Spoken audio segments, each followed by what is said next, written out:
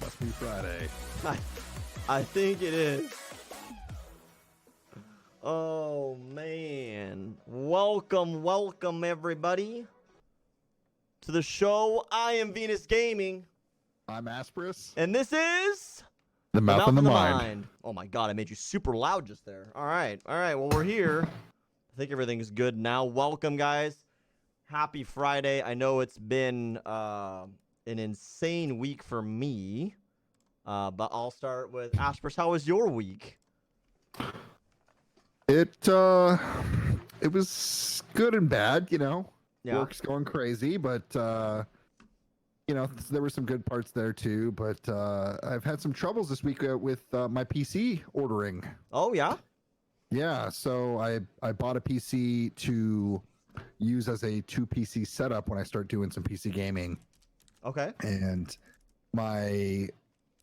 my order, I specifically looked at all these ones that were like ready to ship. I wasn't looking for like a super badass computer or anything because it's just for the streaming portion.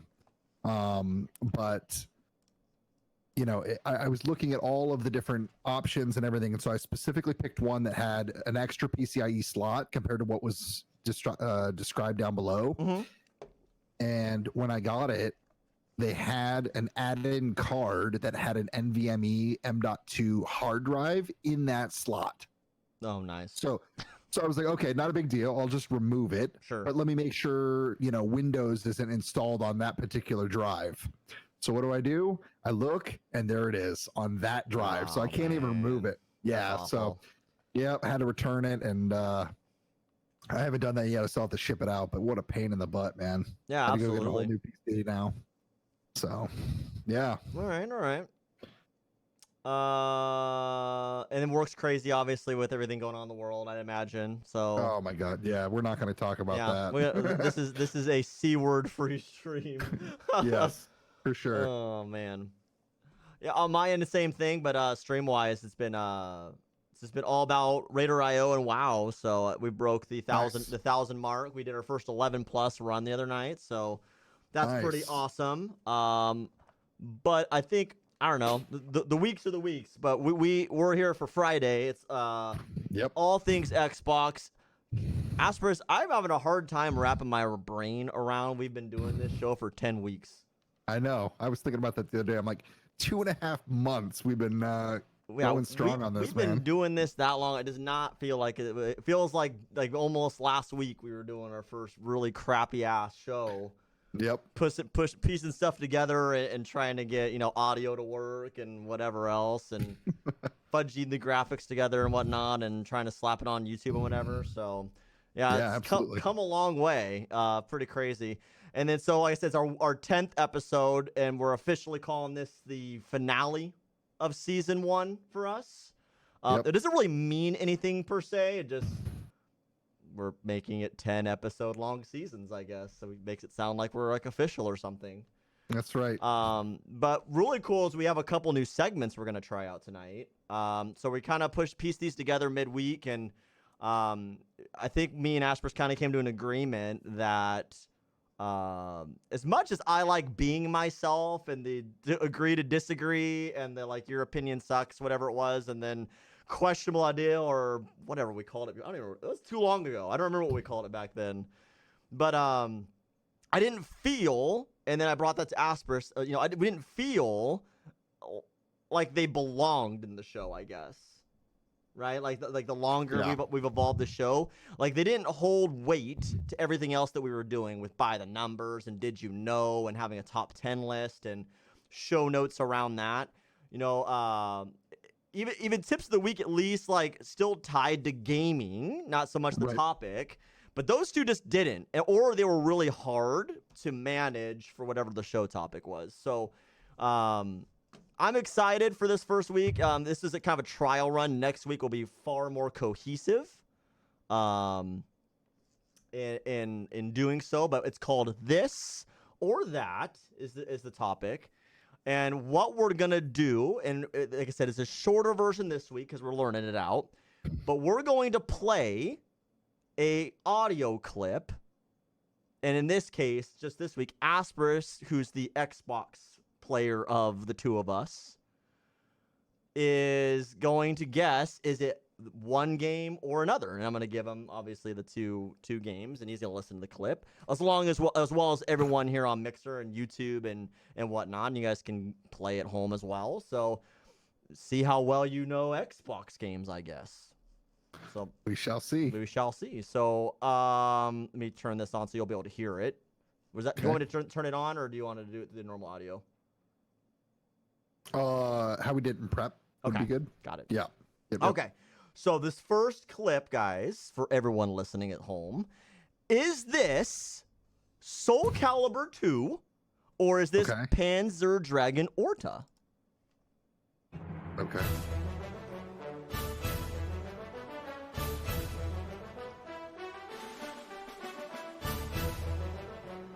Yes.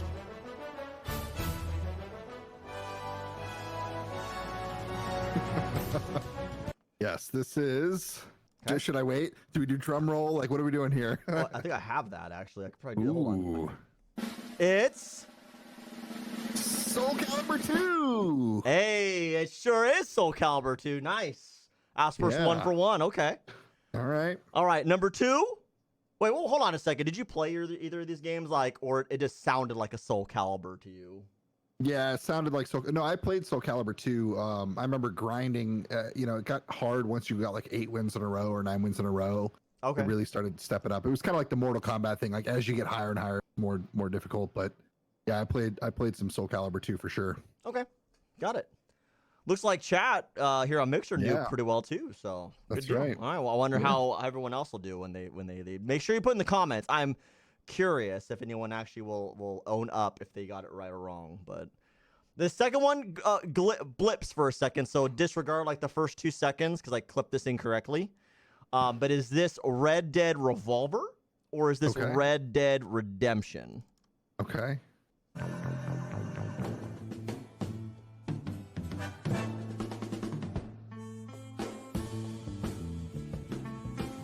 I don't know, this song slaps though.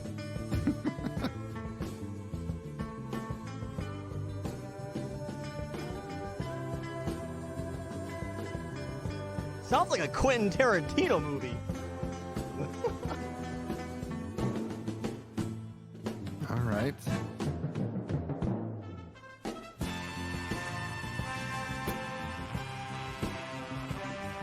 I think I know. Okay.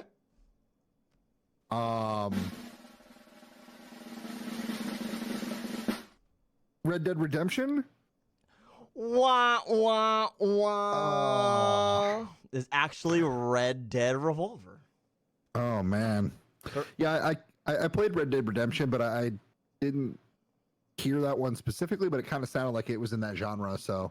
And it sounded relatively close, and both are very much similar. Like I think Red Dead Revolver was more like arcadey than Redemption. But I played Red Dead Revolver, I think, not on Xbox though. And I never played Red Dead Redemption. I actually jumped in and played the second one. Yeah. But I had never played the original one, honestly. So, I don't know. I never lost skin in this game, but I just like honestly, I was just looking for clips, and I was like, man, this slaps. Like, this is a really good audio right there. So, all right, we'll just do one more this week. I said we're next week. We'll probably do a much more ramped up, and Asperus will do some for me as well. We kind of slapped this together last minute as far as the clip was concerned. So, last one, everybody. Okay. Is this Chronicles of Riddick or is this Time Splitters?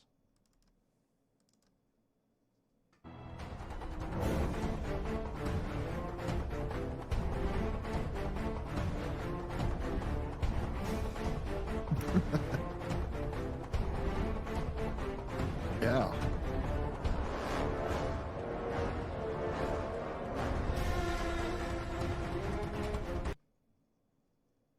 Okay. Man, that's tough. To be honest, I didn't play either one of these. So, Chronicles of Riddick? Hey! It was Chronicles of Riddick. Nice. I only played Time Splitters because there was a demo in like Game Informer or something like that. Yeah. I didn't even know there remember that. was a Chronicles of Riddick. He cheated. How did I cheat? He's like, what was it like? Is that Shazam? He like put his phone up to the Yeah, thing. He's like, what video game is this? Hold on, guys. Oh man.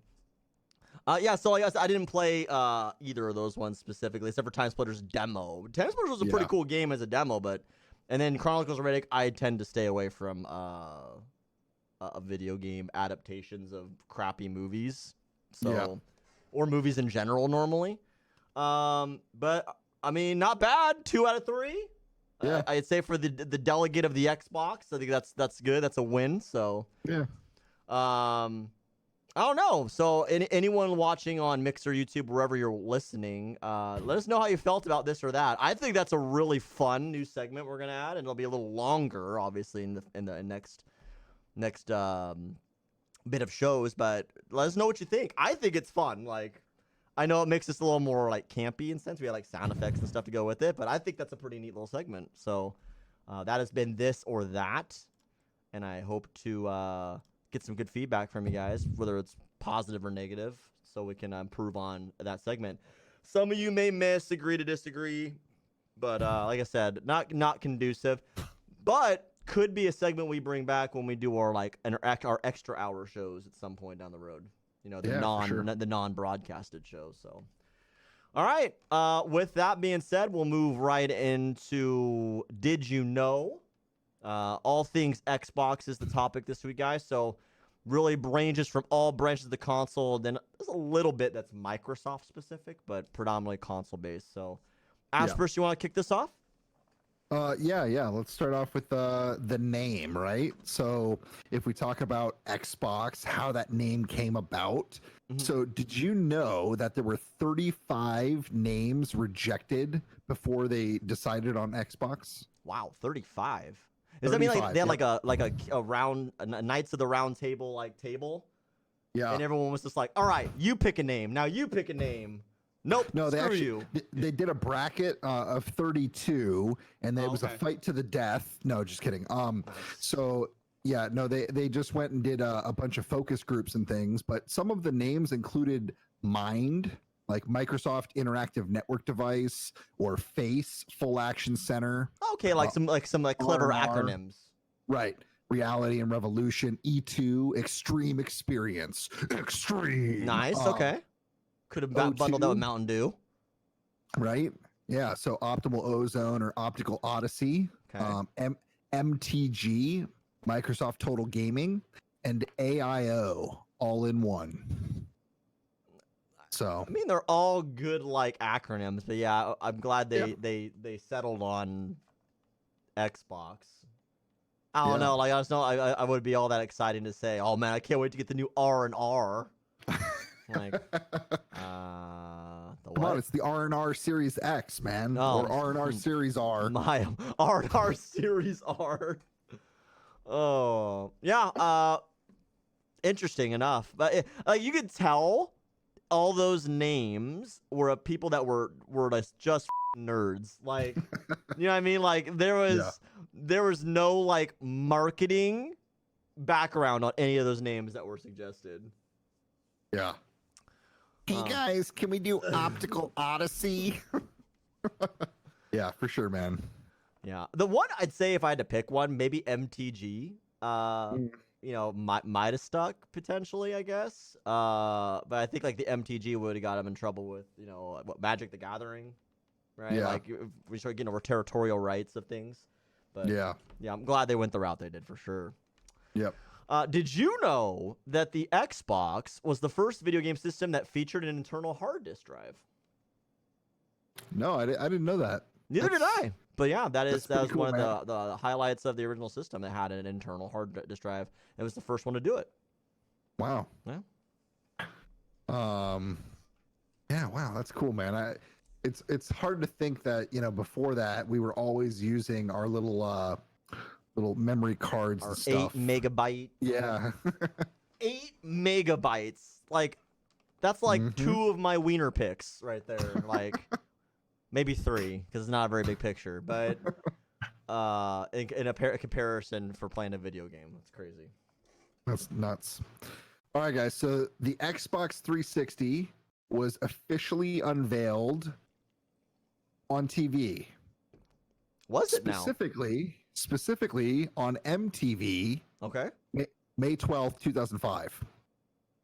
So I thought that was kind of cool. And then all of the information came out at E3, of course, when they always unveil all the details and all that stuff. So everybody knows the Entertainment Expo. So interesting. Was it like? Did it say where? Was that like on? What was that show called? Was it TRL? Total Request Live? Was it on there? Yeah. Or was it like on the Real World? Right? Yeah, the Real World. No, I don't. Honestly, I don't know. That seems like a TRL type of thing, right? Or like I could totally see them doing that, or like, you know, Carson Daly. Man, that's when MTV was cool. Oh yeah, doing it big, man. The Miz was playing it on Real World Season 4 in between making racial slurs. Yeah, for sure. Did you know? You're familiar with Machinima on YouTube, the gaming group? Did you know? They paid YouTubers over $30,000 a piece to promote the launch of the Xbox One. Whoa. The kicker was they did not disclose it was part of an advertisement deal with Microsoft. Wow. And they alleged they couldn't disclose it due to breach of contract. Well, the FTC didn't care and actually internally investigated, which led to massive declines in the organization, obviously, from bad press. An undisclosed fine and that they settled with, and I mean, if you know Machinima now, it's really not the same entity it was. So This was kind of one of those domino effect pieces that played into it. So, wow. If you ever get into a big organization and you make a deal with a company, disclose you did. That's the moral of the story, though. Yep. So, how would you like free Xbox Live for life? I mean, if I played Xbox, that'd be fantastic. Yeah, I mean, it's not a overly costly thing, right? Sure. Like $60 a year, but I mean, shit, if I could get it for free for life, absolutely. There's a lot of perks. Right. So they actually gave one particular, yeah, exactly. Torvik's like, I'm listening. Torvik's a big Xbox gamer for sure. Oh yeah, yeah. So there's a guy named Stallion83. Okay. And he has the highest gamer score in the world. Wow. Okay. So I would love to hear right now, chat. Put in your comments what you think the highest gamer score is. I think I have like a 40,000 gamer score. And I played a fair amount of games over my time, you know. But I would love to hear what what yours are, and then what you think the highest is. But this guy Stallion83 has the highest gamer score in the world, currently over 1.7 million points. Yeah, that's someone who goes after it. He probably played like Viva Pinata and got all the achievements in it. Like absolutely, yeah. So to reward him for his performance, Microsoft gave him free Xbox Live for life. Now check this out. it was really cool because they gave him like a little gold credit card that had a little Xbox Live thing on it with his name engraved. Oh, that's pretty awesome. Super cool. Yeah, that's like YouTube does like those plaques for subscribers. Like that's its own thing. That's kind of cool. Like, check this out, dude. Like his performance. That's right. Oh. I mean, he saved himself $60 a year for the rest of his life. I mean, no doubt. For playing like it getting like 100% gamer score on games like Zach and Cody on board and Drake and Josh Treehouse Adventures or some shit. I don't fucking know what stupid ass games there are. But you know what I mean? He probably played like a lot of those like really like, you know, like Duck Dynasty the game and shit and like and Hannah Montana. Yeah, good one. Like he played all those games and maxed out scores. Like 1,000,007 is a lot of gamer points. Like yeah. You know, and I think they cap it as well. I think they capped it at like 1,000 points per game or something now. Something like that, yeah. Yeah. That's well, good for Stallion 83. I mean, I'm sure, you know, when he comes out of the basement looking for a job, that'll be the first thing on top of his resume. Good for him. Right? Well, did you know that Taco Bell and Xbox joined forces for the biggest console giveaway of all time? No, I didn't know that. So it was actually their most recent one, but it was the Xbox One X Eclipse bundle. It was widely recognized as the biggest console giveaway promotion of all time. A winner was granted every 10 minutes from October 17th to November 23rd of last year. Every 10 minutes? Every 10 minutes. That is so many. Correct. So what's there, 3,600 minutes in a day? So that's every 10. So that's 360 Xboxes a day by 31 plus another 10. That's holy shit. Yeah, that's a lot of Xboxes. That's a lot of Xboxes. They sold a lot of chalupas. Right? But yeah, man. so and later on I'll talk a little more about Xbox's really genius advertising. But this was one where they really like keep your eyes or ears peeled, I guess, because as I talk more in my Did You Know and by the numbers, you're gonna see a really nice correlation in marketing. So I don't give a lot of kudos to Xbox. I don't play it, but from an advertising standpoint, they've done some really unique things that have kept them. I don't want to say this word and upset anyone, but relevant in the race that they're not very good in, right? Like, let's be honest. Yep. They're not, but they've done some really fantastic things to help. So I give them a lot of kudos to that. Okay. So talking about advertising a little bit, you know, green has always been like the Xbox color, right? All the way from the beginning. So according to Seamus Blackley, green was the only color the console designer had on hand after all of his nice marker pens were stolen. What the hell? And, yeah, so the color stuck to the point where a giant green orb was placed in the center of the Xbox design. I mean, like, how crazy is that? Like, just by chance, all your colored pens are gone and you just have one left and you're like, oh man, that looks so cool, you know? Huh. Like, it's now, that's how it became green, man. God bless whoever stole all of the console designers' pens or markers. Right? That's wild. That really... It's always funny to hear an origin story because it's always something stupid. Like someone stole someone's pens. Right. See, bullying and thievery are not bad things, guys. See, we've established this now on several shows. Okay? All right. Did you know? Wait, hold it. Did you ever play Bomberman X-Zero on the Xbox 360? I did. Did you know it was named on a very prestigious gaming list, the worst games of all time list? Oh, I mean, it was Bomberman. I mean, it's like, yeah. It's actually ranked 18th in the top 25 worst games of all time. I wouldn't necessarily disagree with that. I hadn't played it, but I looked at like the screen caps when I was doing show prep, and it looked fucking terrible. I was like, oh my gosh, like the most unflattering still shots you could possibly imagine were showcased. So Yeah. Bomberman's a great franchise, but you know, sometimes you can mess up something that's pretty simple and easy. I mean, it is Right. possible. So Yeah. All right. So, with the addition of the Xbox 360, the controller has been widely considered one of the best gaming controllers ever made.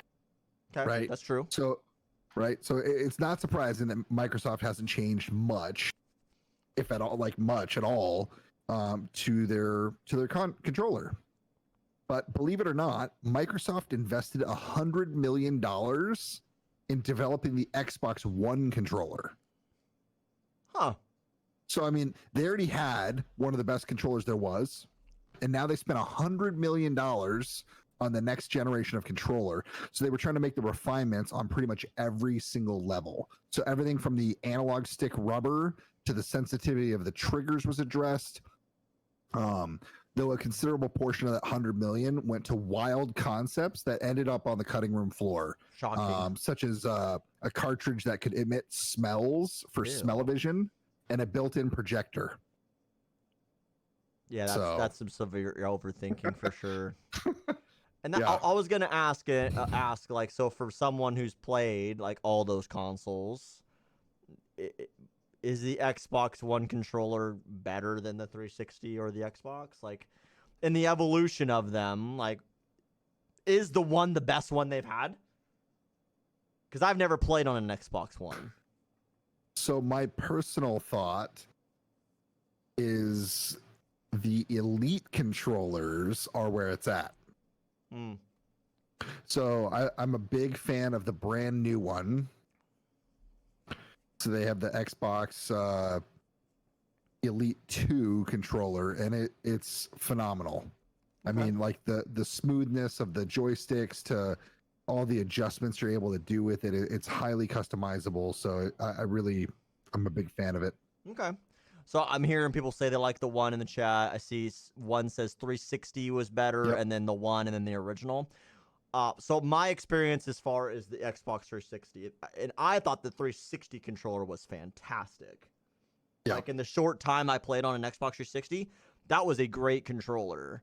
Right. I have not played on a one though, and not to say anything else on the show, but I will say the Nintendo's controller now for the Switch, I know that seems really obsolete, reminds me of a 360 controller and is amazing to feel. So I don't know, but $100 million for wild concepts. I mean, Yeah. maybe you could have Smell-o-vision. maybe you could have promoted your game better, or your game console better at E3 for $100 million. Yeah, it's funny, going back to the name thing, right? So like they were talking about all these different names, and they had the AIO, the all-in-one. All-in-one, and they couldn't let go of that, could they? Well, what I'm saying is, like, to your point, is they had just the worst time marketing all the other things you could do with the console. Yeah. So I don't know. All right. Well, did you know of the top 15 best-selling Xbox One X games? Yep. 3 of them are the Forza franchise. That does not surprise me at all.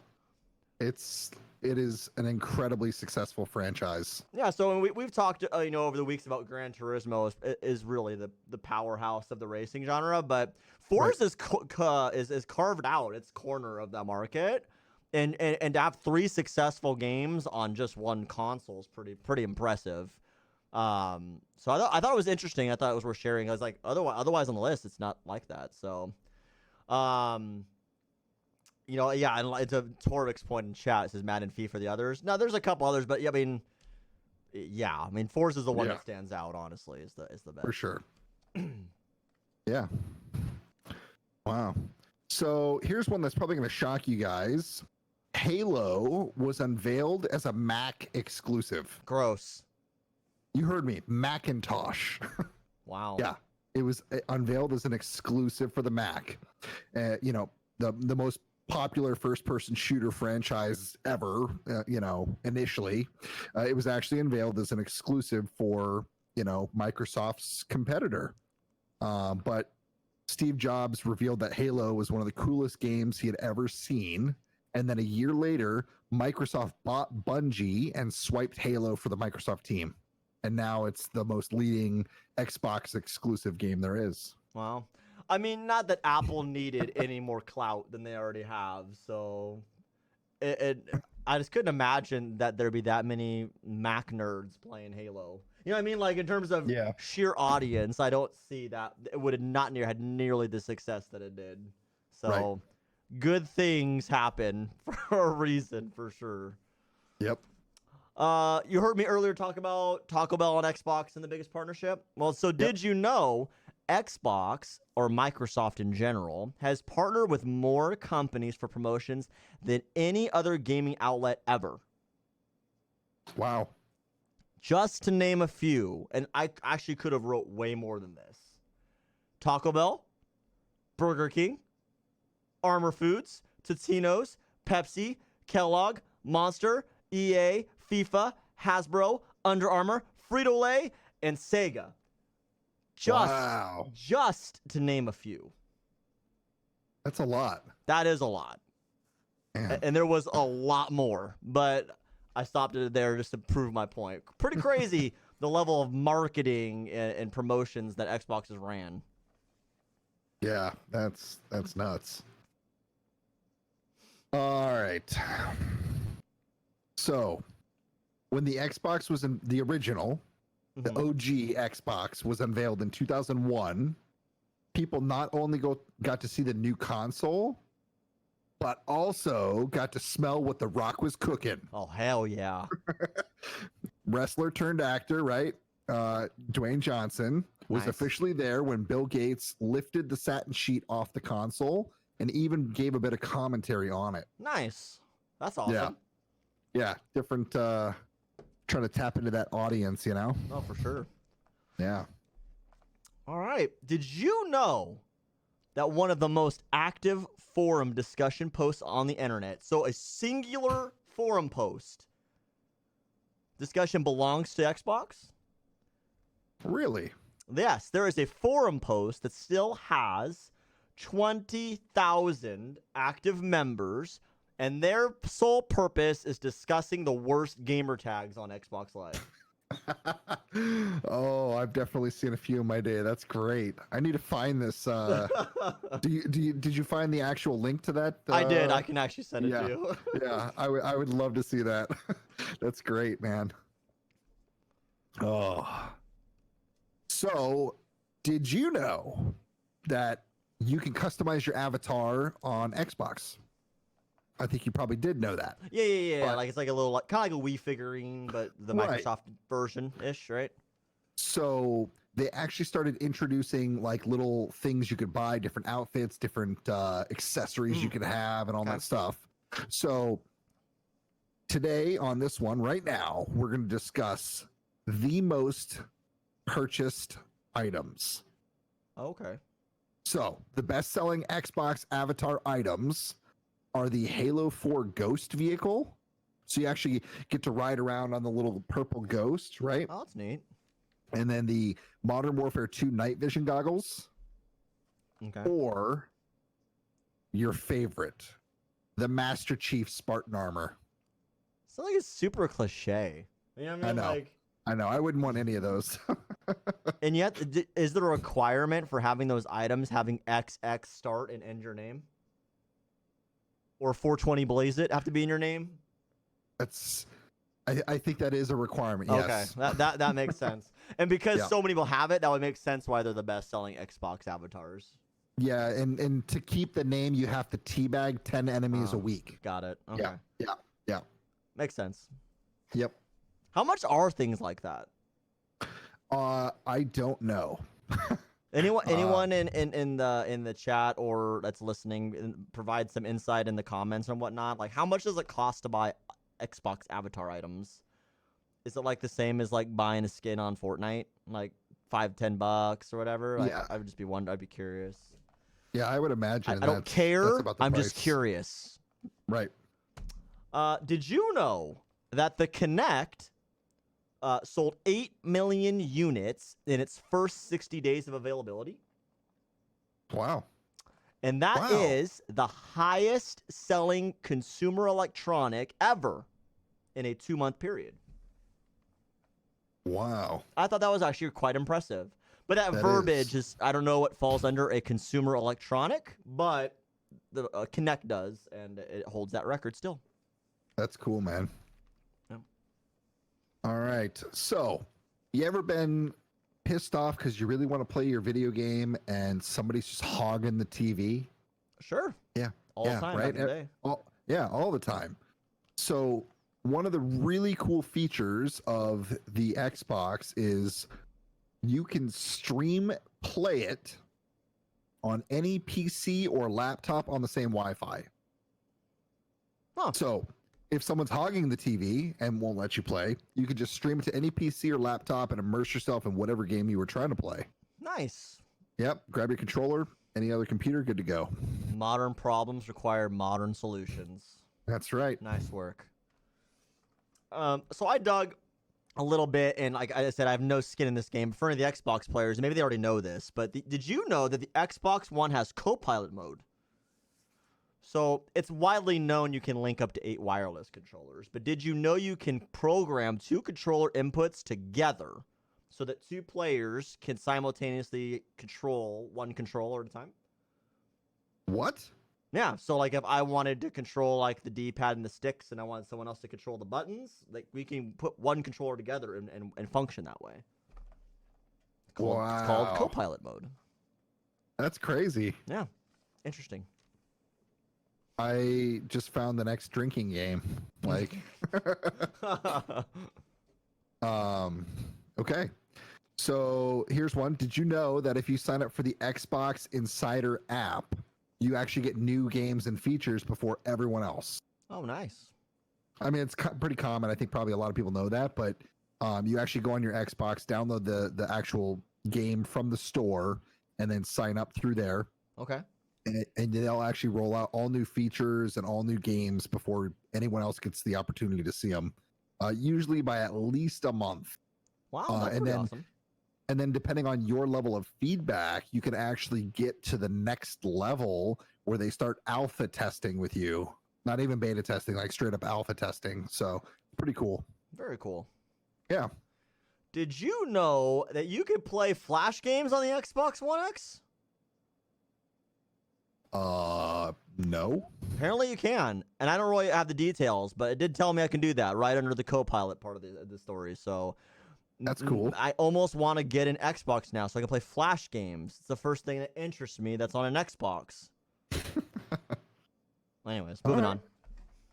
So this next one is loosely related to Xbox, right? So it's coming from Halo. So Jen Taylor, who is the voice of Cortana, the personal assistant from Halo. Oh, okay. The little like robot visual hologram girl. Right. Okay. Yeah. So they actually, Cortana, that little personal assistant, it actually helped them inspire Microsoft's Cortana, like the actual personal assistant. And they had Jen Taylor, that person with that voice, come back and do all the voices for the US version of Cortana. Very cool. Yeah, thought that was pretty neat. Yeah, very neat actually. Wow.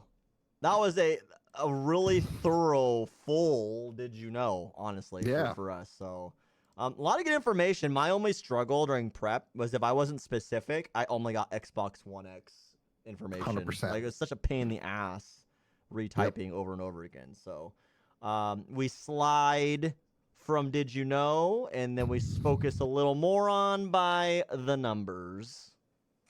Yeah. All right. So Xbox, it's pretty good, but it also has its faults. So an astounding 54% of all users experienced the red ring of death. Wow. more than half of all users got the red ring of death. That's crazy. I mean, I remember hearing about it, but Yeah. I didn't think it was that much of a percentage that dealt with. That's pretty crazy, actually. Yeah, it was significant. It actually wound up costing the company $1.5 billion Wow. in recalls. Oof. Yeah, big oof. So fun little tidbit of information. So the Xbox did pretty well on its launch in the United States. Like it was pretty well received, but they were super worried about the overseas release. So they knew that going in. Like UK and Japan, they were really nervous about it.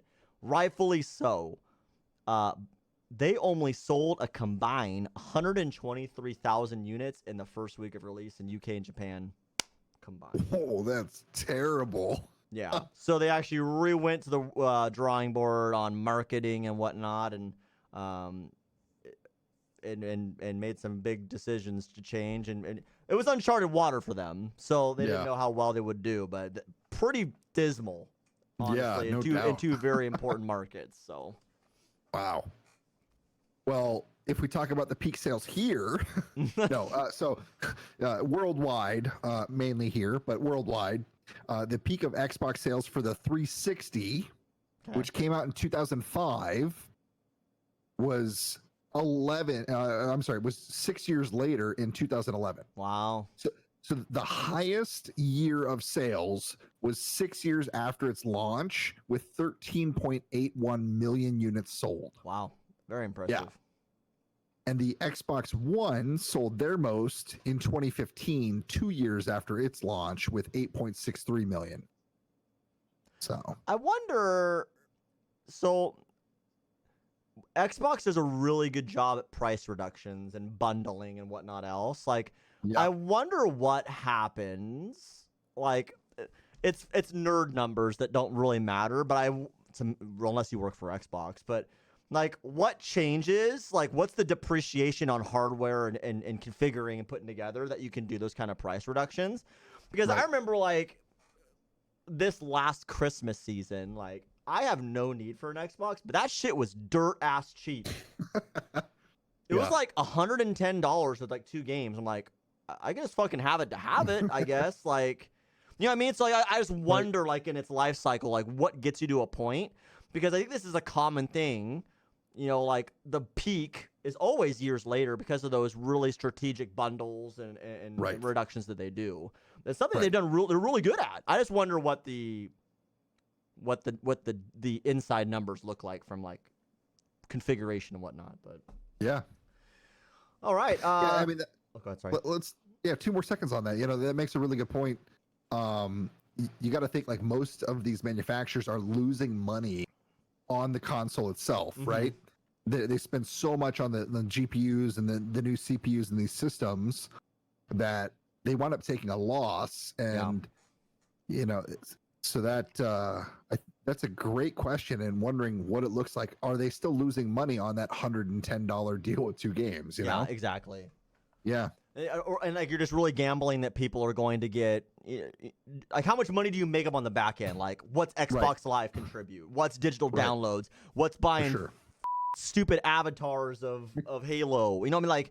Like someone figures that out. I would just be curious if that was information you can get a hold of. Like, you know, because we talk a lot about, like, how much we sell, how much we made in profitability. But I think we talked about PlayStation, right, a couple weeks ago, and it talked about how much money they lost on PlayStation 3, right? Like, that was billions of dollars. Billions, lost, right? Like, so I don't know. It's a fascinating piece of the business. I'd love to have information on, which I know you don't just find. So yeah. Well, I'll definitely check out my statistics. Yeah, I was gonna say, you pay for a statistics website, so you can let me know what you find out. I'll see. Yeah. So Xbox 360 game Yaris. I've never heard of it, but I've never either. It earned the 3rd worst Metacritic score of all time. So is Yaris trademarked, or is that the same thing from, like, Toyota? I don't think it's trademarked. I don't know. I don't know. Good question. But I didn't know they had Metacritic scores that low. 17 out of 100. Yeah, that's pretty damn low. All right, so we just talked about the best-selling year for the 360 was 6 years after its launch. Mhm. Believe it or not, 12 years after the launch in 2017, the 360 still sold 60,000 units that year. Wow, that's like a damn dinosaur by then. Exactly. Yeah, it's like, who's buying that thing 12 years later? It's crazy. All those parents who wanted to debate their kids. Right? Oh, so Torvik in our Mixer chat writes, Yaris like the car. It was a free-to-play game. Why they hating? Laugh out loud. They did, man, and they hated hard. It's Yeah. A 17 out of 100.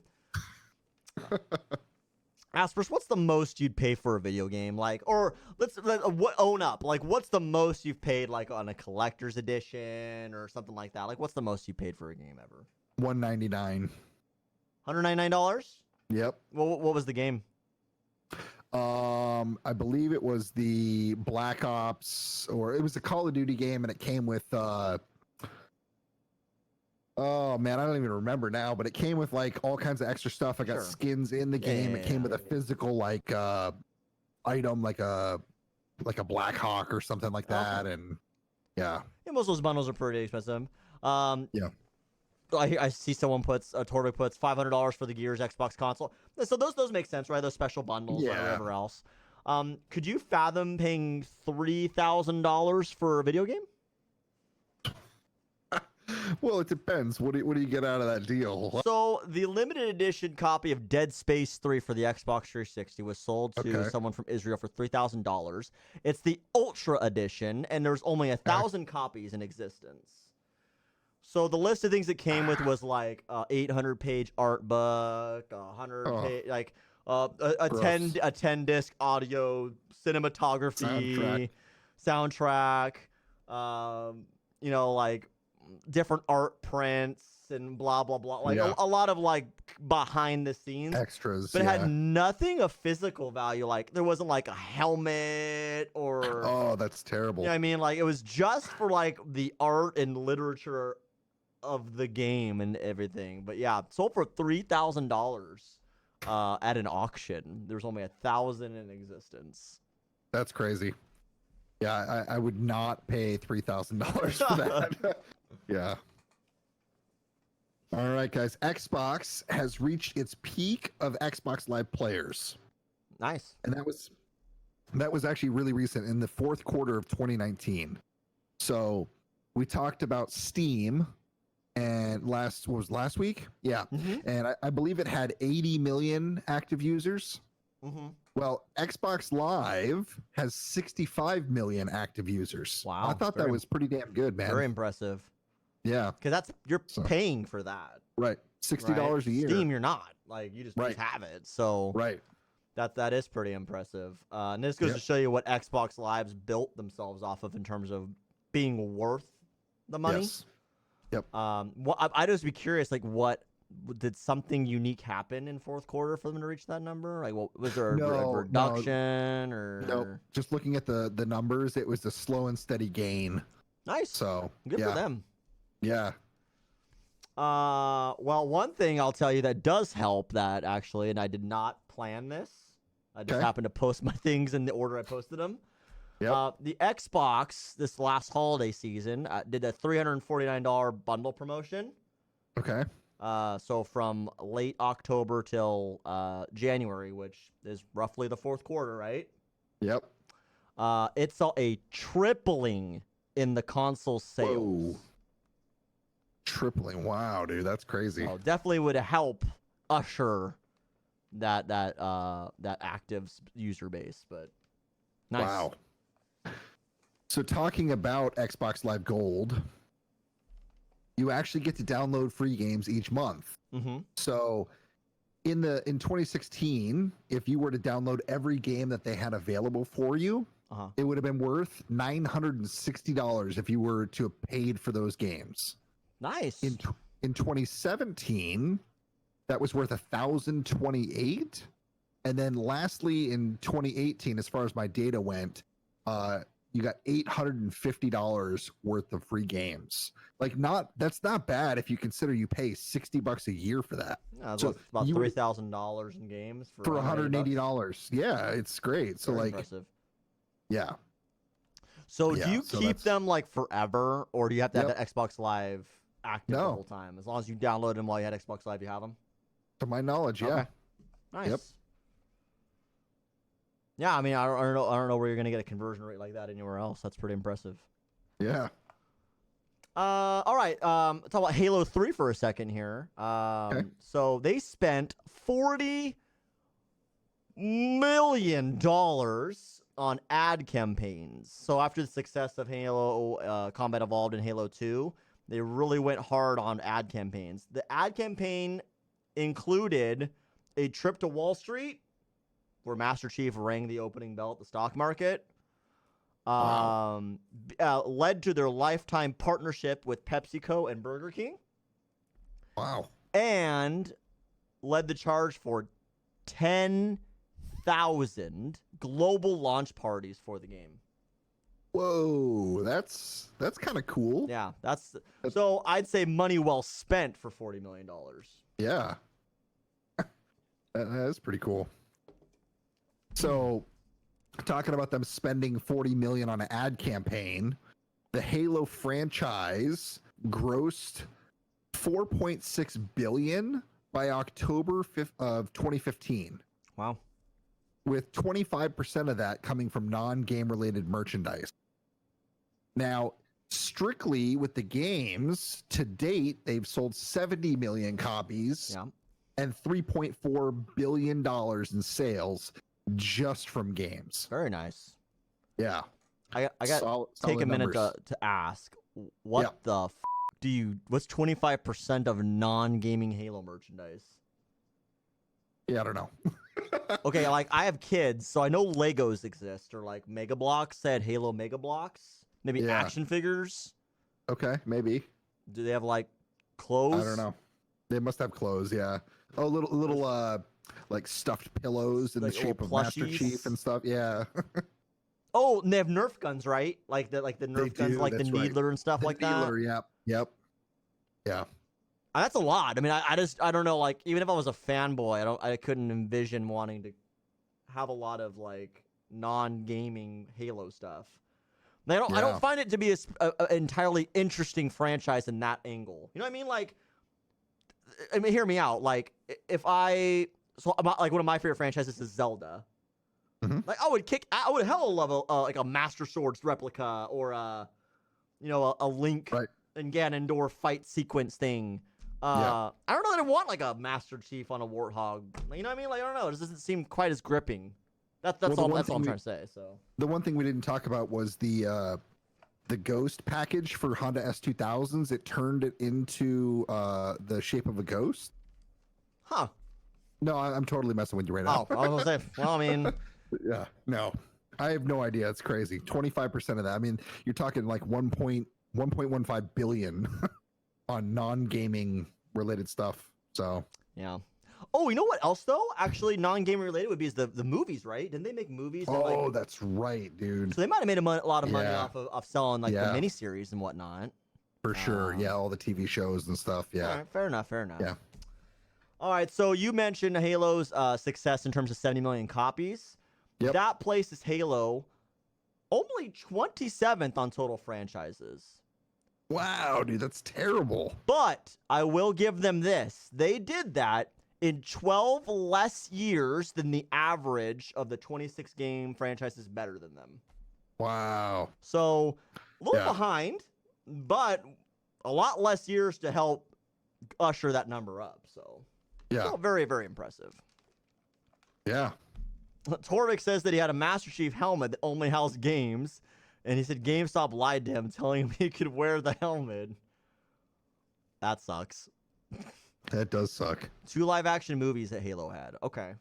I just said, and I know they had like a show on, was it Netflix or something like that? Like, I don't. I remember them. It was a big deal. Like, Yeah, they had like a mini series. yeah, it's whatever to me personally, but I know it existed.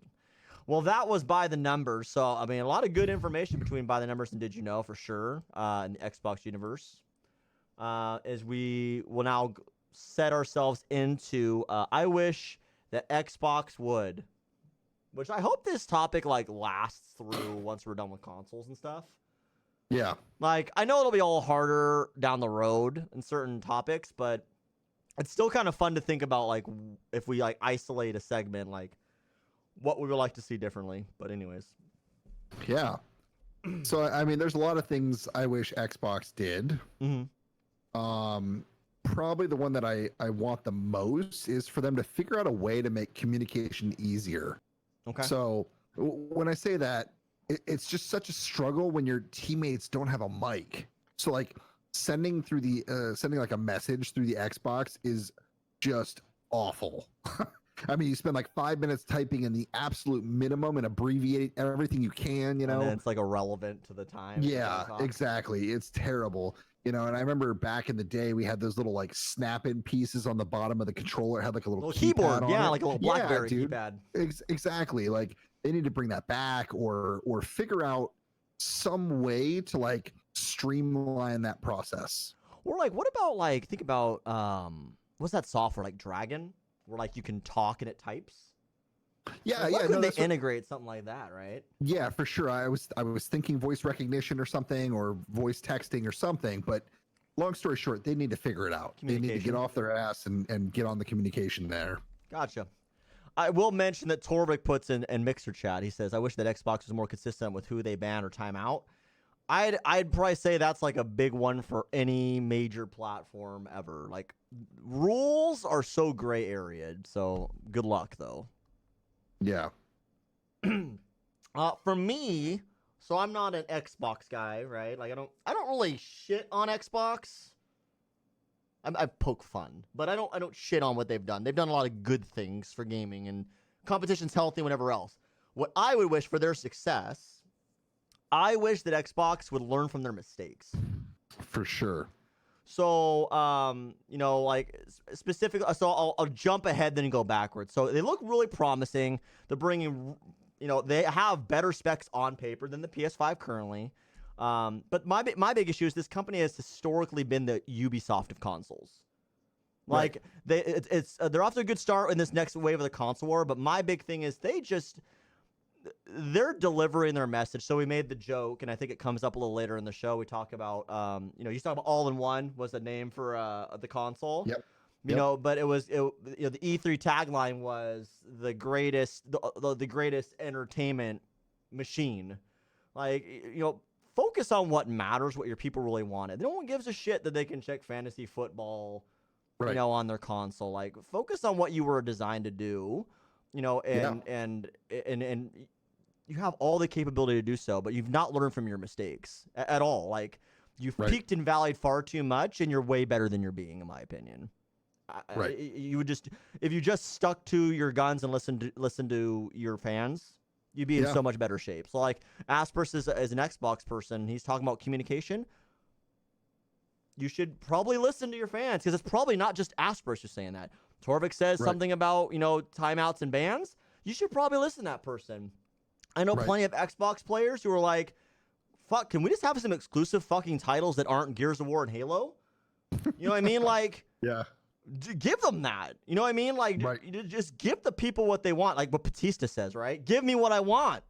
Yeah. I just think if Xbox would do those things, they wouldn't be so far behind the race. The only reason that Nintendo has just taken off is because they've just been innovative and listened.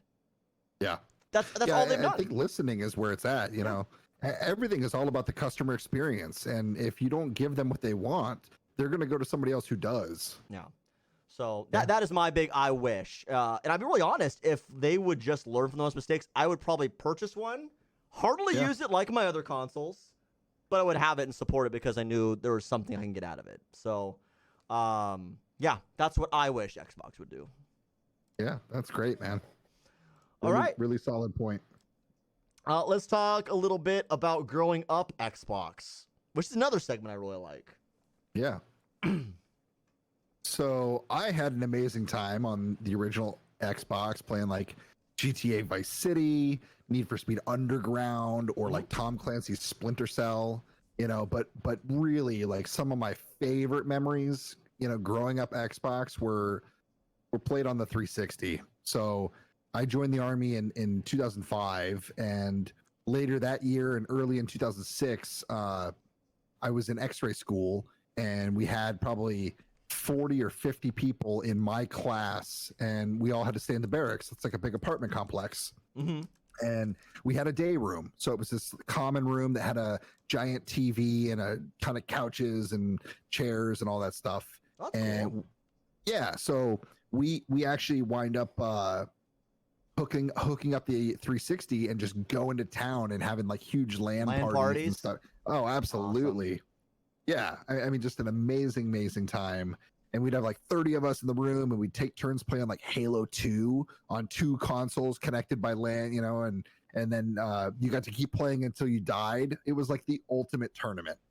So my buddy Josh and I, we were later dubbed the Kings of Halo. Nice. And, I mean, we just crushed everybody all the time. And funny story, he was in the class ahead of me, and he left for his permanent duty station. Well, about 6 months later, I went to the same duty station. There's this dude. I'm like, "Hey, Halo King," and he's like, "Dude, what's up?" Yeah, it was a really unique time. So absolutely loved that. And then maybe a little Rainbow Six Vegas. That's where I really got into like MLG type gaming. Mm-hmm. So that was when MLG first came out, and was really into that. My clan was like number 4 in the world for Rainbow Six Vegas at the time. So yeah, really good times. That was probably my favorite thing growing up Xbox. Okay. What about you, man? I'll be really honest. I simply didn't grow up Xbox. Like, I really didn't play. I'm gonna upset so many people. Like, I'm gonna watch this show's viewership just plummet right now. Like, I don't care about Halo. I've never played a Gears of War game. I got Forza for Windows 10 and never played it. Shit, what else is really important on Gears of War? What else is really important on Xbox? What are we gonna do with this guy, chat? I play Grand Theft Auto on other consoles. Yeah, I mean, I didn't play on there, but I'll tell you the one thing I did do was I used the shit out of the Xbox meme, like in World of Warcraft. Like, whenever someone would piss me off, I would say, "I'm gonna turn a 360 and walk away." Yeah. And for months and months, I would debate people with that. But yeah, man, I never was into any of those games. Yeah. But I can tell you, the fun thing for me was I had a lot of friends that were big into Xbox and were super big into Halo, and I wanted to grow up and be in broadcast journalism. We've talked about this before, like. Right. So my first time at shoutcasting, before it was really called shoutcasting, was doing it intentionally to piss off my friends. So they would be playing like split screen Halo versus each other, right? And I would be shoutcasting what they were doing. Look at them get the angle up on the roof. And like and then I have the friend who was pissed off that I was giving the advantage to somebody else or whatever else, but. That was the funnest part of it was watching those friends play split screen Halo and fucking pissing somebody off because I was actually just commentating one guy's screen versus the other. Or when those same friends would be playing like Project Gotham Racing and like just going out of my way to do something like quote unquote inappropriate and cause them to crash in a really pivotal part of the race. Like, so trolling was like my favorite part of growing up Xbox. You're such a dick. Because I just didn't play it. So, but I know it brought a lot of fun to people. Like, so you talk about LAN parties and things like that. Oh, yeah. It just never resonated to me. I've always been a Sony guy. It's just because of the games that were available to me. Like, I was huge on Resident Evil. Yeah. Huge. I mean, and that was the outlet I played it on.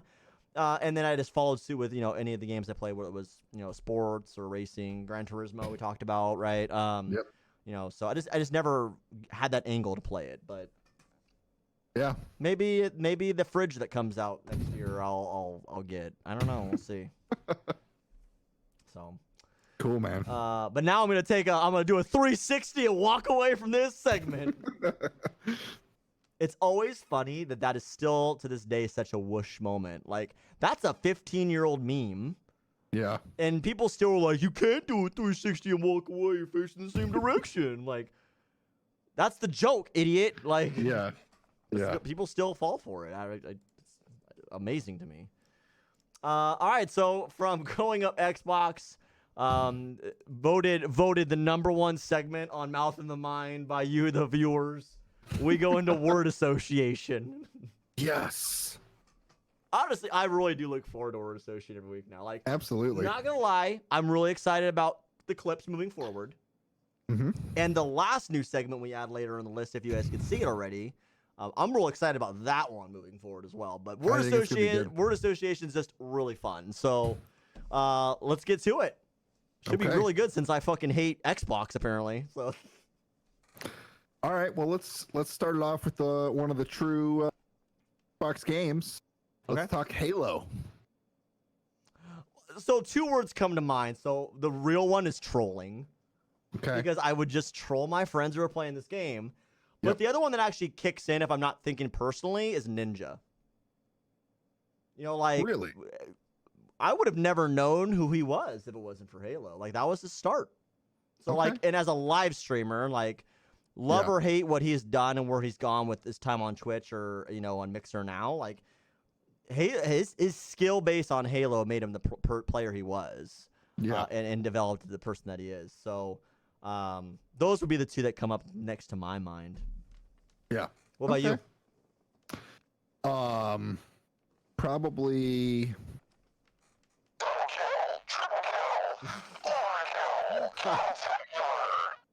Nice. Yeah. Yeah, I don't know. Just racking up kills or land party, one or the other. You know what else was kind of cool I thought about? Like the one that sticks out to Halo that I didn't even mention before. What was that? The Red vs. Blue? That little like show? I found that incredibly entertaining back then. Like now if I watched it, I'd be like, this is fucking stupid. But back then it was really well put together. So that would probably be something else I would have probably considered. Yeah. Yeah, that's pretty good. Okay. How about if I said Forza? Oh, I don't know the specific name of the accessory, but the steering wheel and pedals. Okay. Yeah. So when my dad bought me Forza, he also bought me the steering wheel and pedals, which was like twice the price of the game. Oh, for sure. Yeah. Yeah. And I just had the greatest time with that steering wheel because it was just, it made the game that much more immersive and you couldn't, like, I could never play as good with the controller as I could with the steering wheel and pedals. So, yeah. I was the opposite, but I always wanted to play with the wheel and stuff instead because it just felt cooler. Like, yeah, that was immersion. Like that's how we got immersed back then, kids. Yeah, play with the steering wheel. Yeah. That was after the cardboard box with the steering wheel on it. That is correct. We evolved. Yeah. All right. Let's go with Xbox Series X.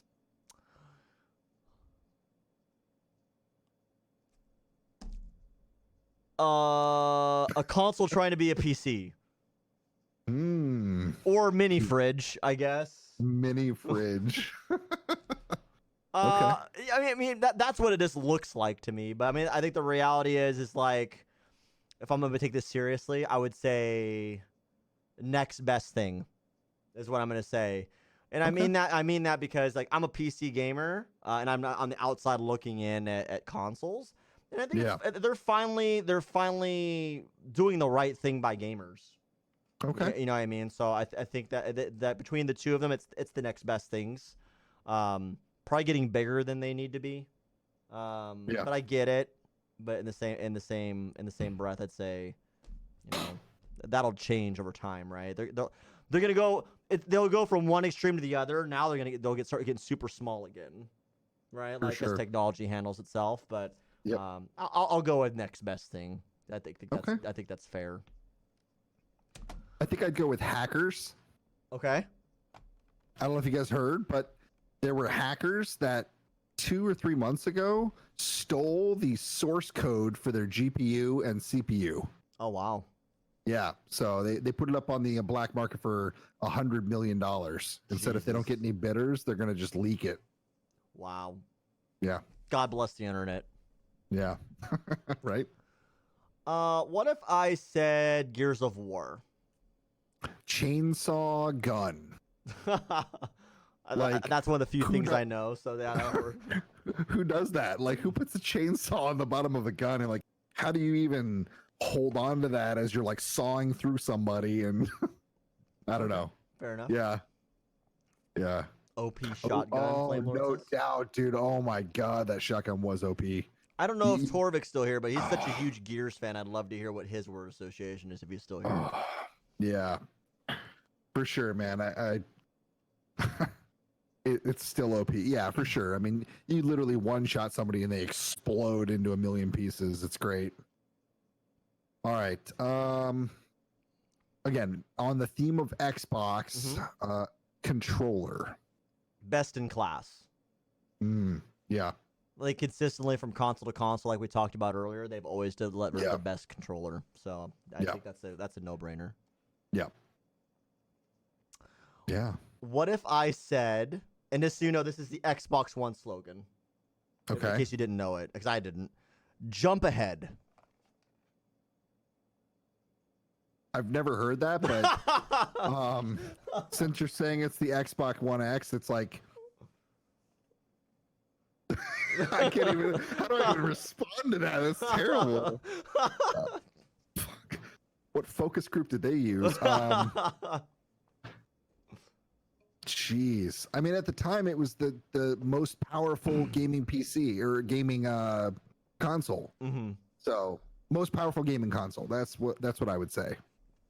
Of its time. Got it.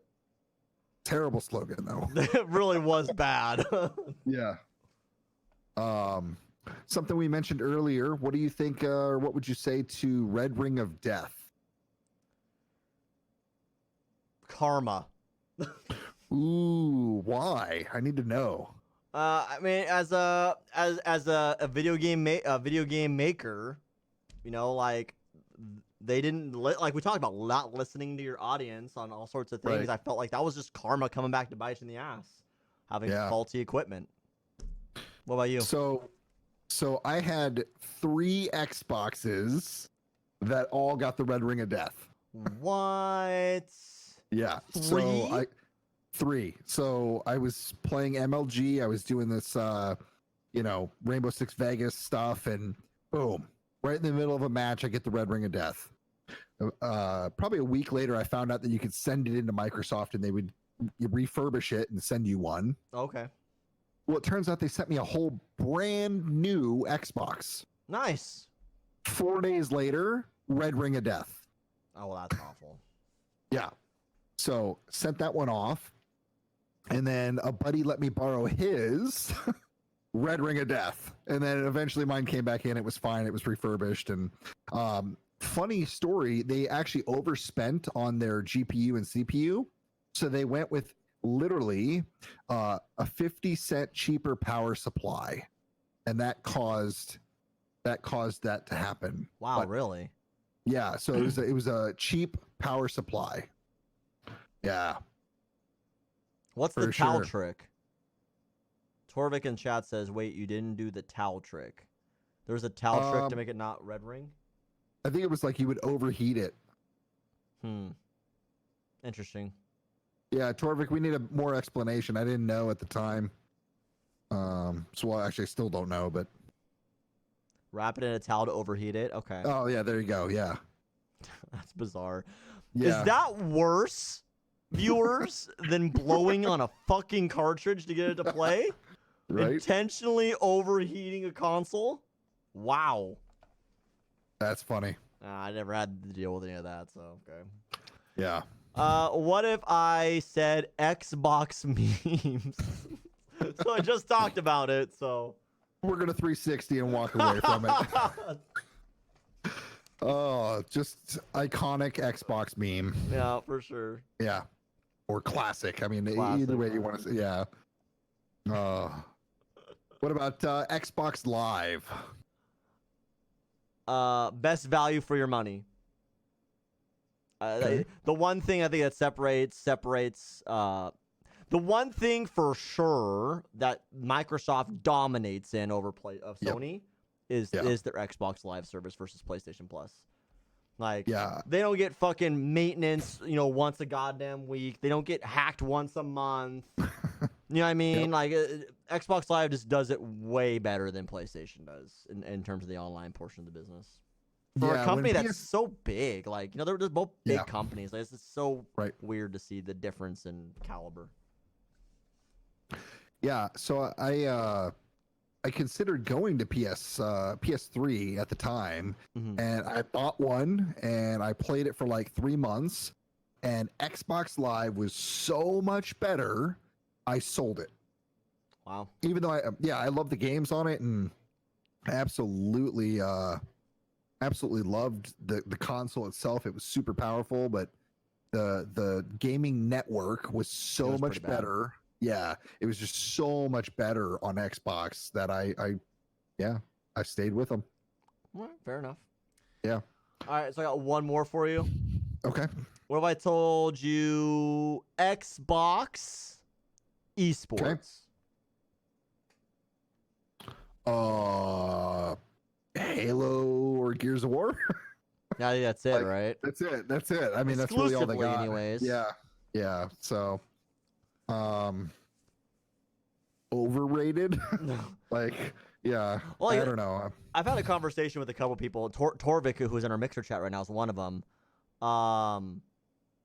Like, he's a huge Gears player, but like Gears esports is fucking boring. Like, I think COD's not that fun, but like Gears of War esports is really boring. Like, and I don't think Xbox is making themselves out to be a major esport player. Right. But like their exclusive esports, so to speak, are trash, honestly. Like, they're not easily casted. They're not easily spectated. Right. They're not easy to understand. You know what I mean? Like, so I just that's not their strong point for sure. Right. All right. Okay. On to the top 10 list. Oh, yeah. So we went with just a singular list, and we'll do what we did last week for you guys. We're gonna do our 10s together, and just kind of bounce back and forth off of that. But we went with our top 10 games, I guess is what it kind of came up with for the Xbox library per se. So yeah. You want to go first? Sure. So number 10 for me is, and I don't care who I piss off with this one, the best football franchise of all time, NFL 2K. Madden? Not Madden. NFL 2K. Gross. Makes number 10. NFL 2K got the shit end of a stick because of that dumbass exclusive deal where I had to only play Madden games, and it was by far the best sports game, and I had to sit here and play Madden every damn year that never did shit differently. Makes my list because it was a fantastic football game. And I hear they're bringing it back. I hear that the Madden deal's over and that we'll get a 2K game within the next 2 years, and I'm super pumped for that. Anyways, interesting. I could go on a rant on 2K forever, but I won't. Yes, 2K. Warren Sapp was on the cover of that. Terrell Owens was 1 year as well. Did they have a 2K curse? No, I don't think so. Okay. But the only thing that was super cool, this might sound dumb to some of you guys, but they had that little ticker, before anyone else did. Or it was while you're playing your season, you could see the games playing out, and then in between injury timeouts and shit, it would cut the game and be like, let's go to our studio and get a live update from the Patriots and the Buccaneers game, and it would show you a highlight from the game. I don't know. I just thought it was super fucking awesome. It felt like a real football experience. That's cool. So for number 10 on mine, I'm going to say the Elder Scrolls 3 Morrowind. Good choice. I mean, just huge game. Yeah. So lots of time sunk into that, and yeah, that was my WoW. Yeah, Elder Scrolls. I mean, you can't go wrong with Elder Scrolls, period. Though, so Yeah. good call. Yep. Number 9 for me, Tony Hawk Pro Skater. I think specifically we're talking 2. Okay. Like I said, a game that would keep me interested in something I'm not interested in. Yeah. Like, I don't skate, but that shit was fun to play. Like I say, like I'd sunk hours into Tony Hawk with no desire to go outside and skateboard. So yeah, I played the crap out of that game, just not on Xbox. So okay. So my number 9 is PGR2, Project Gotham Racing 2. Great game. I mean, I loved this game so much. I was going on vacation, and my parents they gave me a suitcase, and I tried to fit my Xbox in there so I could take this and go on the trip with the Xbox and play it. I had just gotten it maybe a week before, and it wouldn't fit. So I actually brought a backpack as a carry-on with the Xbox in it, so I could play it in the hotel room. Nice. Yeah, it was awesome. Yeah, that game was, I don't know, like it was just, it had really good car physics. Yeah. And like you got like the points for like drifting accurately. Absolutely. I don't know, it was this really well designed game. Yeah. Number 8, I put Ninja Gaiden. Okay. Both those games on Xbox were super fun. And I loved them back in the Nintendo days. So whenever I got a chance to look at the Xbox and Ninja Gaiden was there, I played those.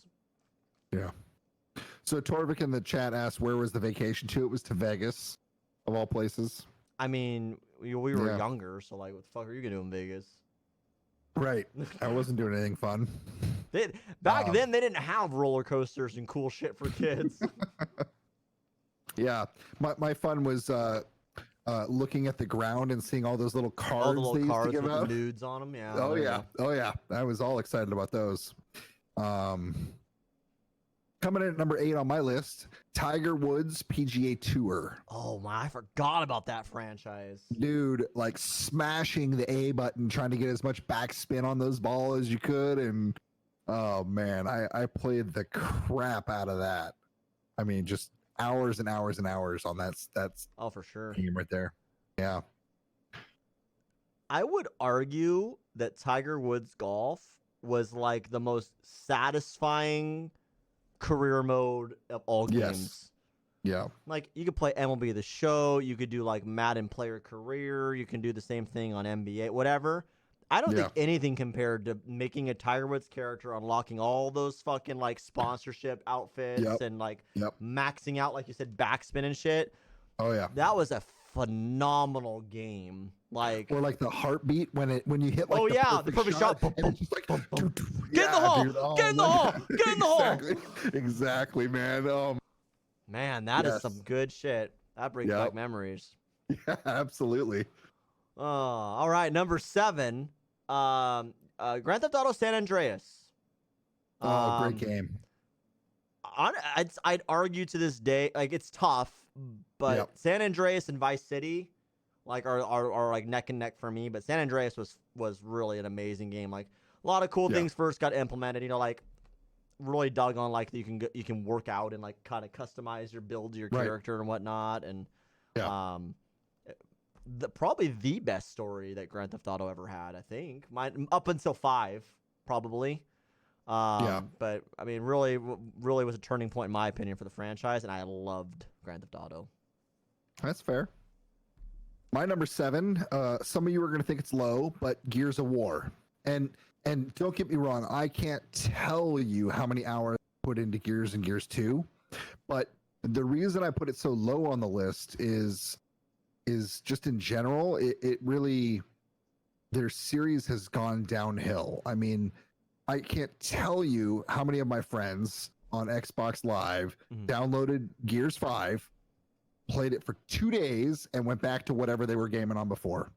Like, I mean, literally, 3 was the last good one. I've heard that from similar people. Yeah. So it really, honestly, it's I loved Gears and Gears 2, but the series has really just taken a nosedive. So that's why it made number 7 on my list. All right, fair enough. Yeah. Number 6 for me is Forza Motorsports. I'm a Any particular one, or just all the franchise as a whole? I put the franchise as a whole. If you want to be specific, it'd be the one I played. I played Horizons. Okay. That's solid. But they've all been good. Like the first They two really were have. kind of ish, if you want to say that. But Force is a fantastic franchise, and it's done such great things for Microsoft in general. And like it's like Gran Turismo. You could play the shit out of it, and then they can give you a new one, and you're fine starting all over and doing it all over again. Right. So it's racing done right. So I have a high respect for Forza. That's awesome. My number 6 is Tom Clancy's Splinter Cell. Okay. I just loved the tactical, ness of that game. It just incredibly. It took a lot of skill, and you couldn't just run through it, which I really appreciated. So I really had a great time playing that when I was a little younger. So Nice.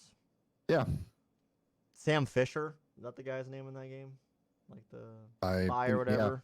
Yeah. I never played it, but I mean, because I would suck. Like I'm not good at like stealth Yeah. or strategy. I So just no wanna wonder you fucking- hate Metal Gear Solid. Correct. Amongst Yeah. other reasons. Yeah.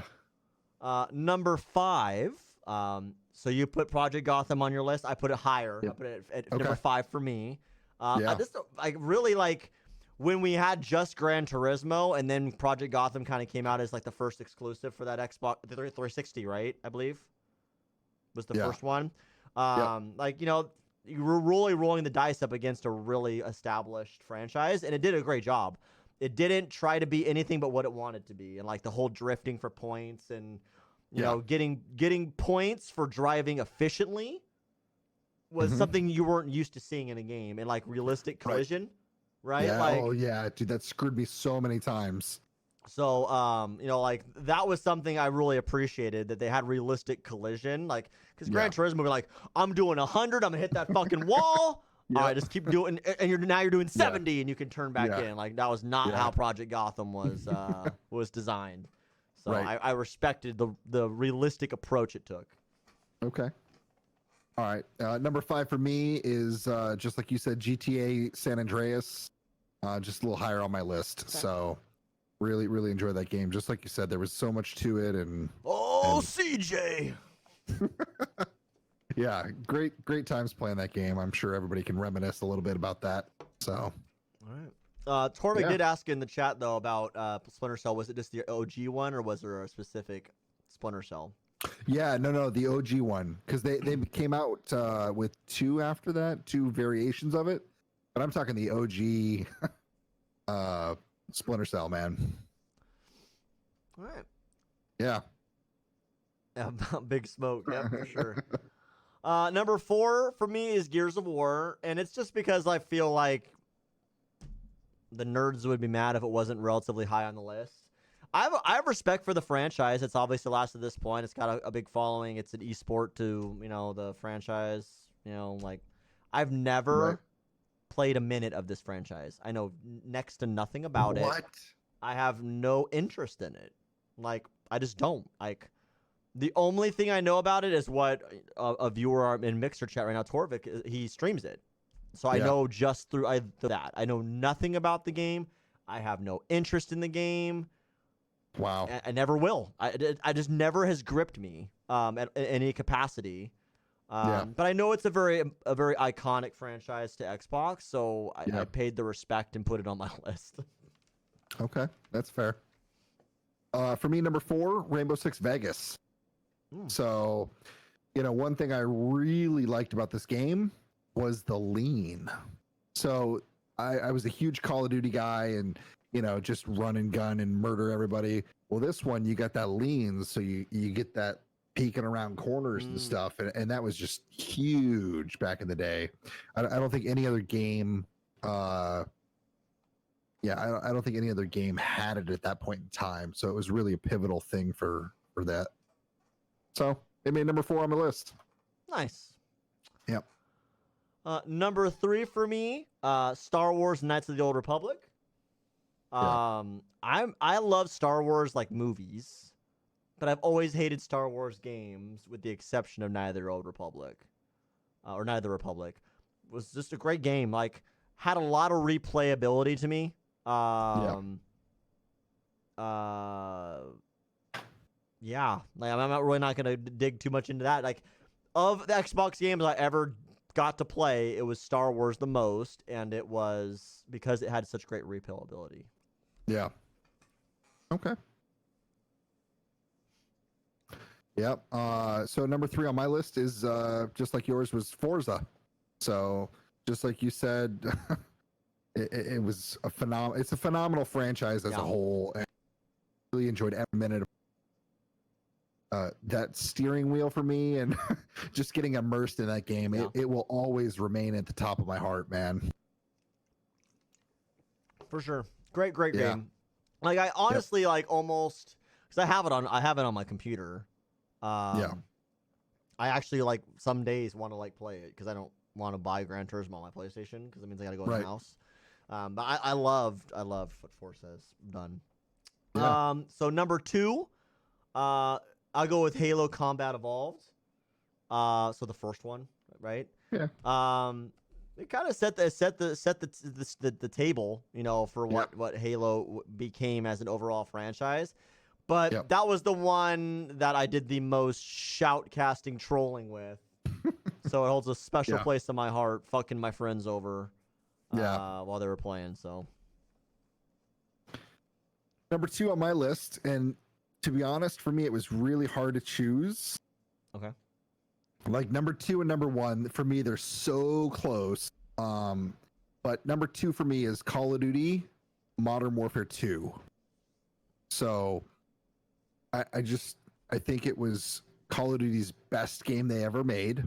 I sunk an ungodly amount of hours into that game, and doing some of the cool stuff. Like, I don't know if anybody ever got the infections. You would have to get into an infected lobby and see through walls and do all the other fun stuff. It just, for me, it's I can't top it. Well, actually, I can, because something else got number 1. I was going to say, what's number 2? So I think something did top it. Yeah. Oh, man. All right, number 1 on my list. Oh, wait, should we do this? You can't hear it now, but I did the drum roll. Yeah. All right. Halo 2. I mean, everyone thought the original was great, but I mean, the second one was the best one. That was the only one I actually played.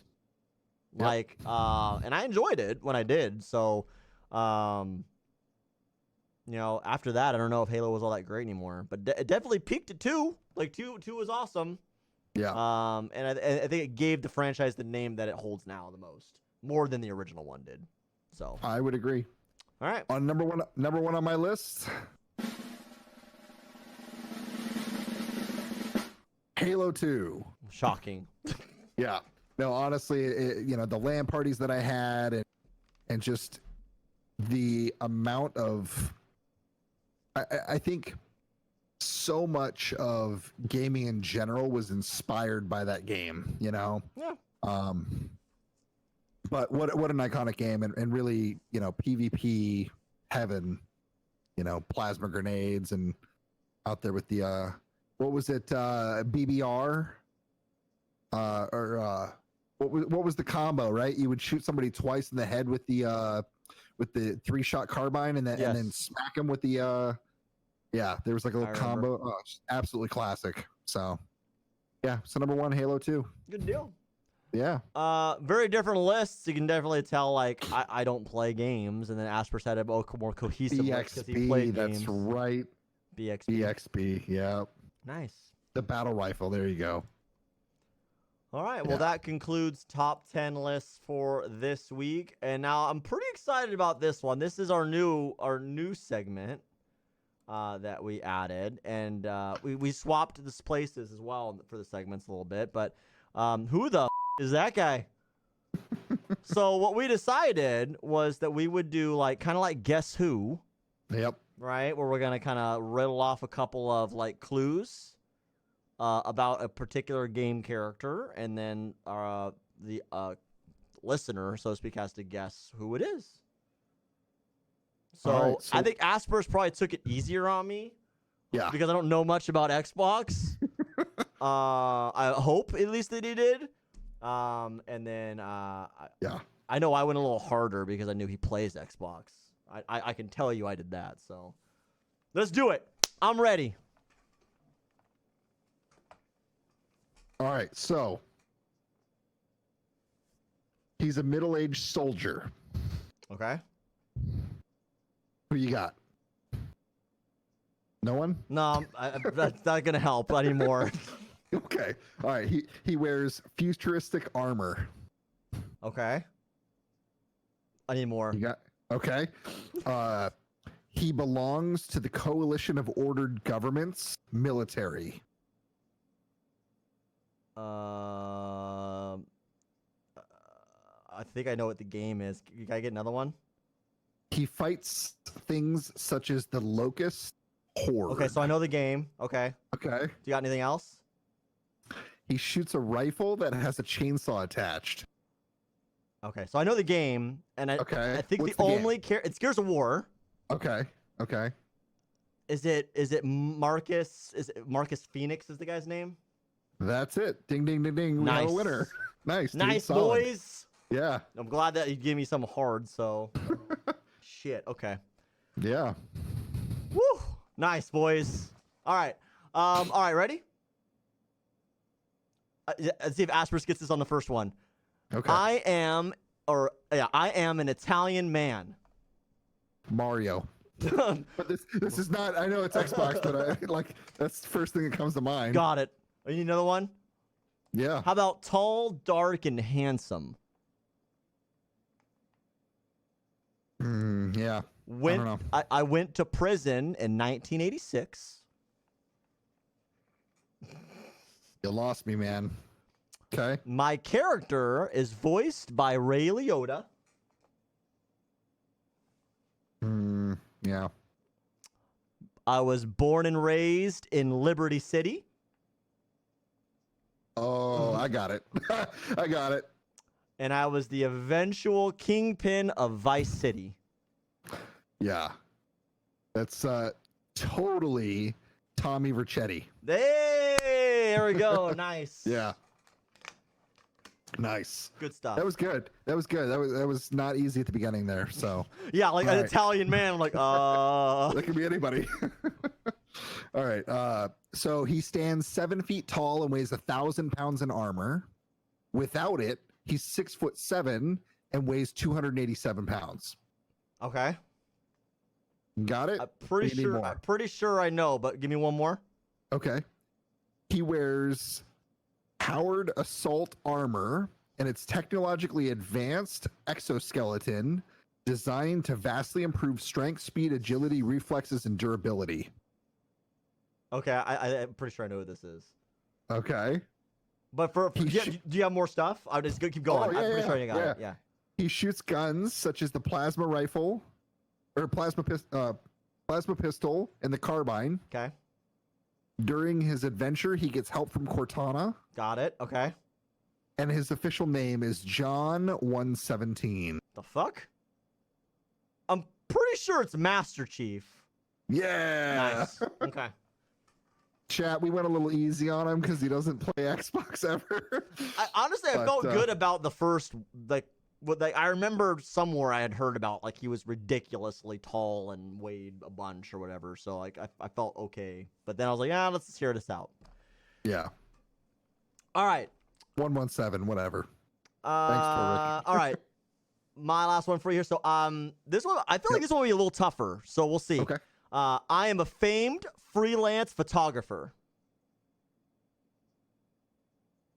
Okay. I was I need more. just looking for my next big scoop here in Wilmette, Colorado. I'm lost. Go ahead next. After my actions at the mall, I became an overnight celebrity. Okay. And as quickly as I became famous, I lost it all. I don't think I played whatever game this is. Keep going. But now I am a college photography teacher. Okay. And I Well, always you have any more? one more. I always find myself in the middle of a zombie outbreak. I haven't played. I've only played one or two zombie games, so yeah, I got nothing, man. I'm drawing a blank. So Yeah. I think Torvik actually nailed it in our chat. It's from Dead Rising, and it's Frank West. Frank West. Yeah. Okay. I'm actually I'm gonna give some kudos because I kept chat down up until the last moment there. Like I think Torvik nailed all 4 of these. Yeah. So good for you. But I thought it was pretty fun, a pretty cool segment actually. Yeah. That was a hard one though because I don't know. Dead Rising isn't super popular, but I just enjoyed piecing together the information. Yeah. For that particular guess who, I guess. Not bad. Not a bad first go around at who the fuck is this guy? Oh, sorry. Who the is this guy? Amateur hour. Amateur hour over here, yeah, for sure. And that concludes that new segment. If you guys liked it or have any feedback, we'd love to hear it. But I think it's a really cool addition to the show that will find its way throughout the next parts of the show. Yeah. All right. So now we delve into tips of the week. Yep. So what did you decide you were going to be discussing for tips of the week this week, Aspers? Yeah. So this week we're going to talk a little bit about streaming audio. Okay. So we talked a little bit about streaming settings in the last episode. So this one's going to go more into the audio specifically. Okay. So we'll talk about both the settings and the equipment you need. So, yeah. All right. So the first thing you guys are going to need to do is set up your audio devices on your PC, right? So like if you have multiple speakers, headphones, microphones all hooked up, you got to set them all to defaults typically, or set them up in your broadcasting software. Okay. But sometimes you'll run into issues if they're not the default devices. So that's definitely step one. Once you have them set up, you need to go into your broadcasting software, such as like OBS or Streamlabs OBS, and add your sources of audio. Yup. That's a must. Yeah, you got to go through and individually select each one, which adds several things to it, right? So you then have a mixer for each individual audio source. Okay. So I broadcast my desktop audio, meaning that every sound my computer makes gets pushed through onto my stream. The next device is my microphone. So obviously that's what I'm chatting with you guys with now. And that's the 2 main audio devices that I have on mine. Mm-hmm. And then once they're set up, you have volume sliders, like I was saying.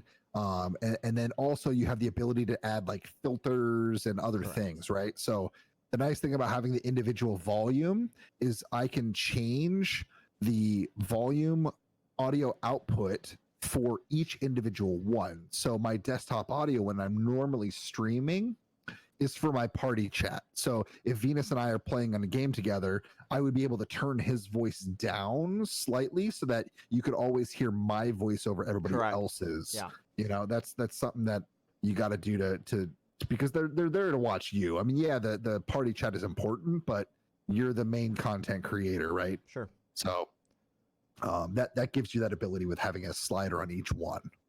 So that's kind of the general basics on the settings side of the house. We do want to go more into filters and things.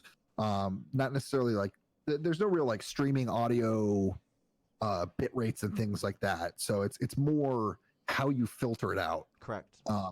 So once you have them all selected, there's multiple filter options for each one.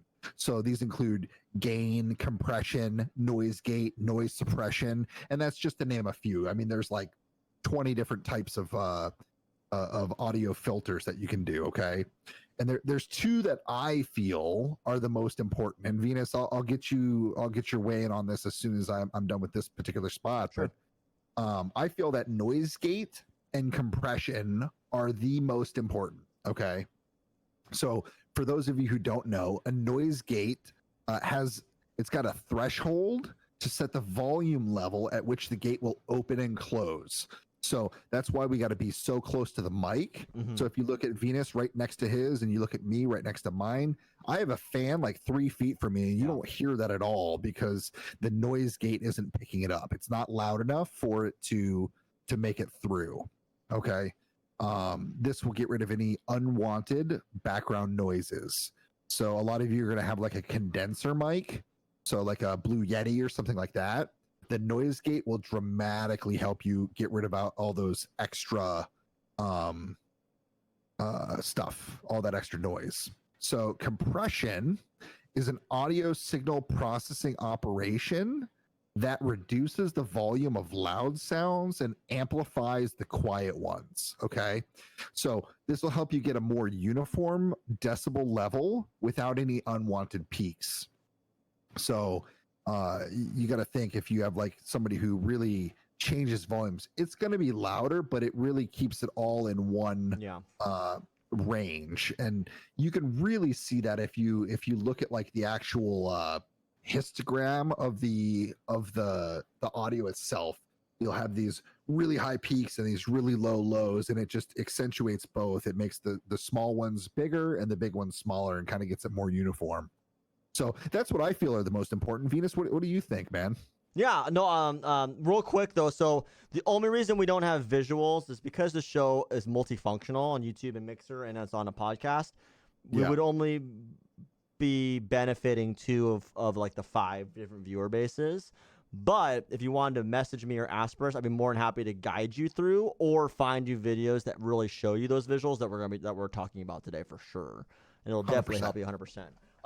But the most important thing for me is noise gate specifically. Yeah. So if you're using Slobs or OBS or really any software, this is a filter that you can add for your audio source.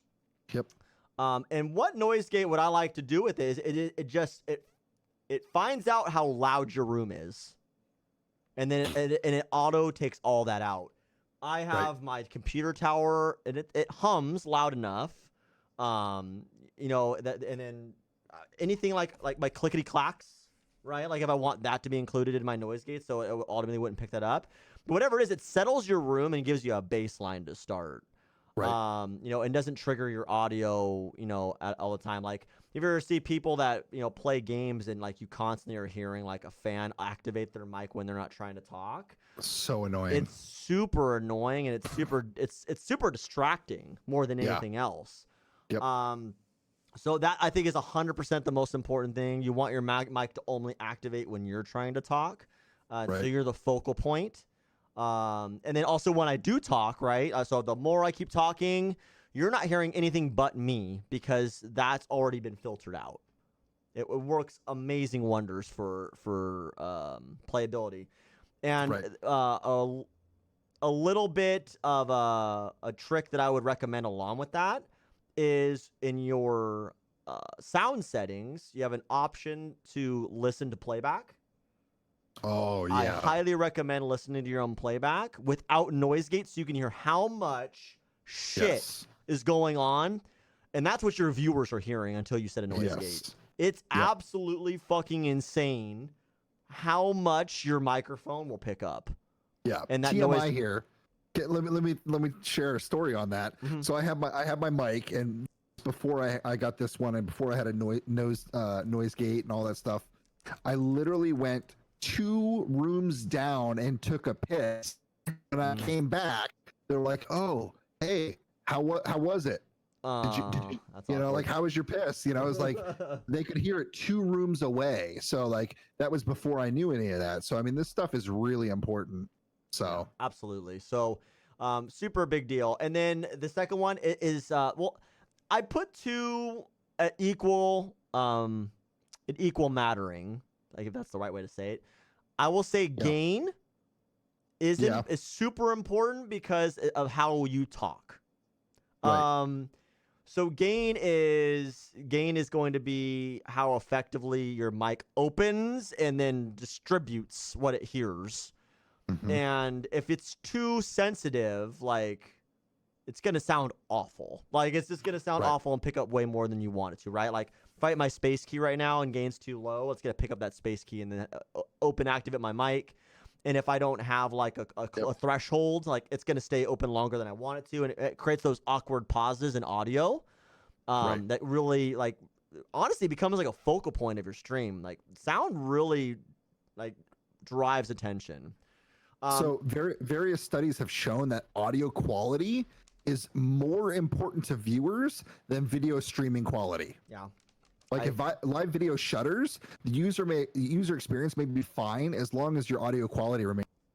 So the lesson is just don't skimp on audio. Correct. Like just put in the time to figure it out and spend a little more on your microphone. But keep going on. Sorry, I didn't mean to cut you off there. No, absolutely a great point. But to his to Asperger's point, ASMR, like we can joke about that meme, but the reality of why it's popular, not because it's just cute girls doing shit with like microphones, right? But it's audio stimulation, right? It's pleasing to my ears. It gets my attention. So if I'm playing Fortnite or Call of Duty, right, and I'm getting audio pickups and hiccups because of the way I'm hitting my mouse and keyboard or my controller, or there's a fan in the background, it's detracting from anything that is interesting on the screen. Right. So super 100%. big deal.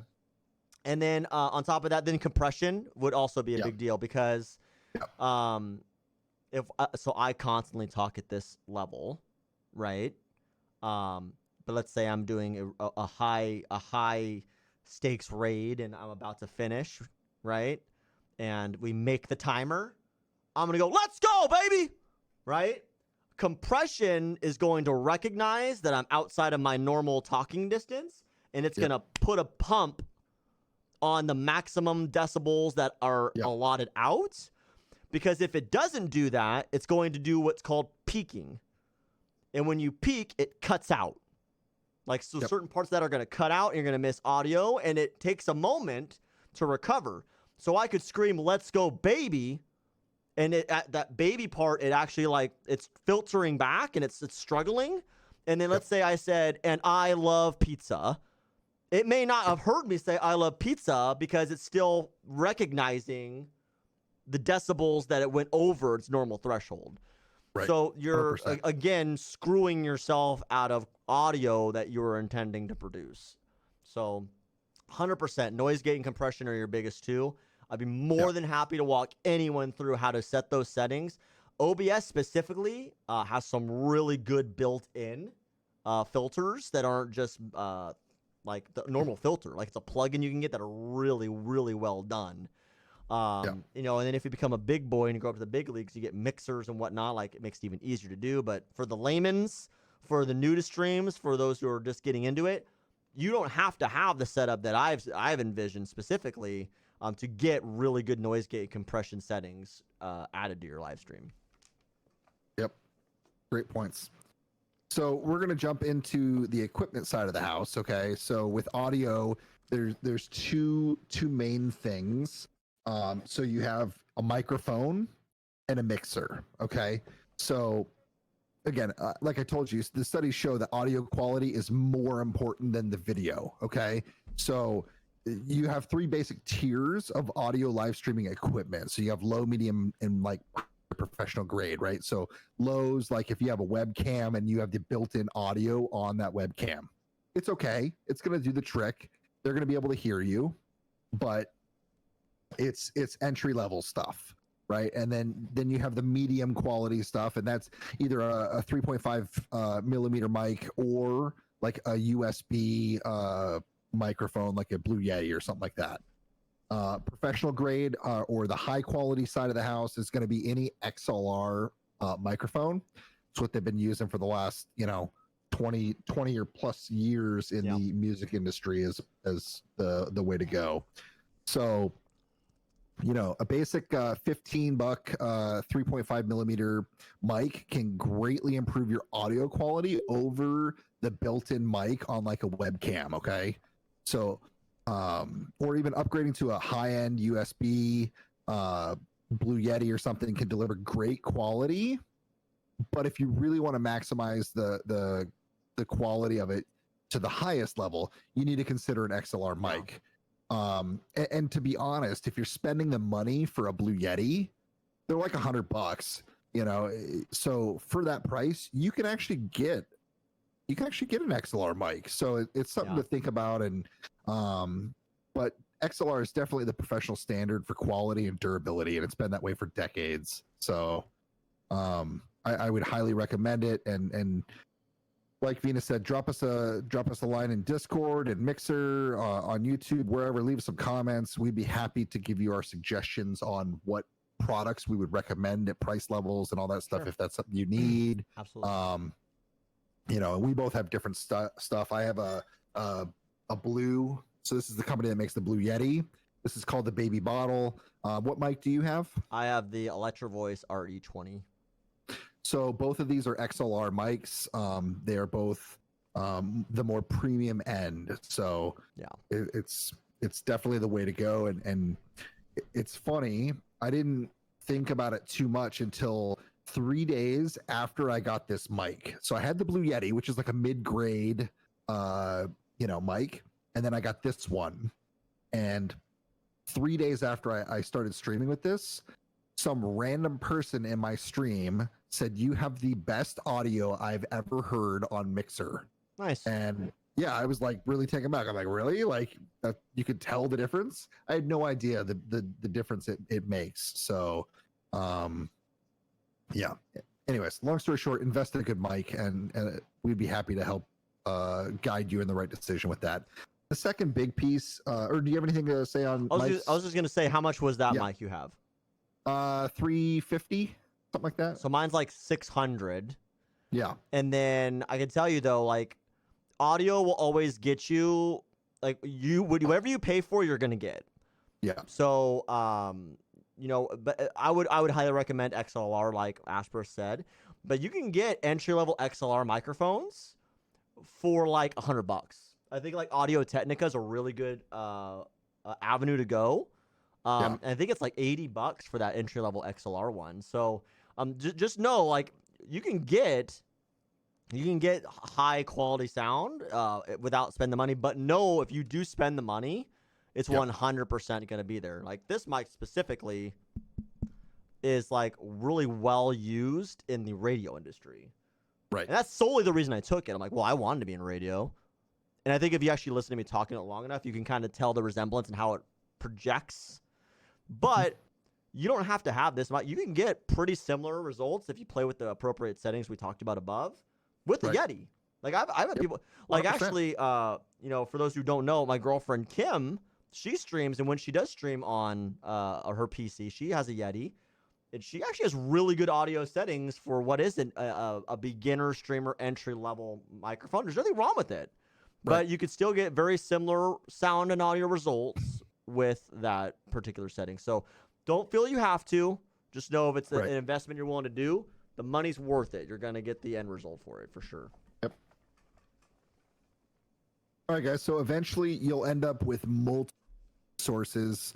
And if you're stepping your game up to the next level, it'll require some sort of audio mixing. Okay. So you're able to, with a mixer, so such as the Go XLR mixer board, you're able to pump everything into it, and then it gives you so much more versatility in having all the different volume bars on it, and it's just a more expandable option. So you can adjust levels and qualities individually, and it helps get you a clean sound signal into the encoder. So things to look for when you're looking for the right audio mixing equipment: the number of inputs and output channels, the auxiliary and monitor buses and outputs, on, off, and mute buttons for each individual line in and out, the digital inputs, and what kind of controller it uses, right? So like, how do you control it on your PC, the app? So Venus and I both have the Go XLR, and it has all kinds of neat features on it specifically. It's got everything from preset voice modifications, like the robot, which I'll turn on right now, so you can hear the difference in my voice just when I'm talking with this on or switching it to the microphone. It changes it automatically and that's just a one very, very small sample of what it can do. What are your thoughts on the Go XLR as a mixer? I love it. Yeah. Honestly, there's a lot of presets that you can do. You could sample, like if you want to say something stupid, like, and you can record it on the fly.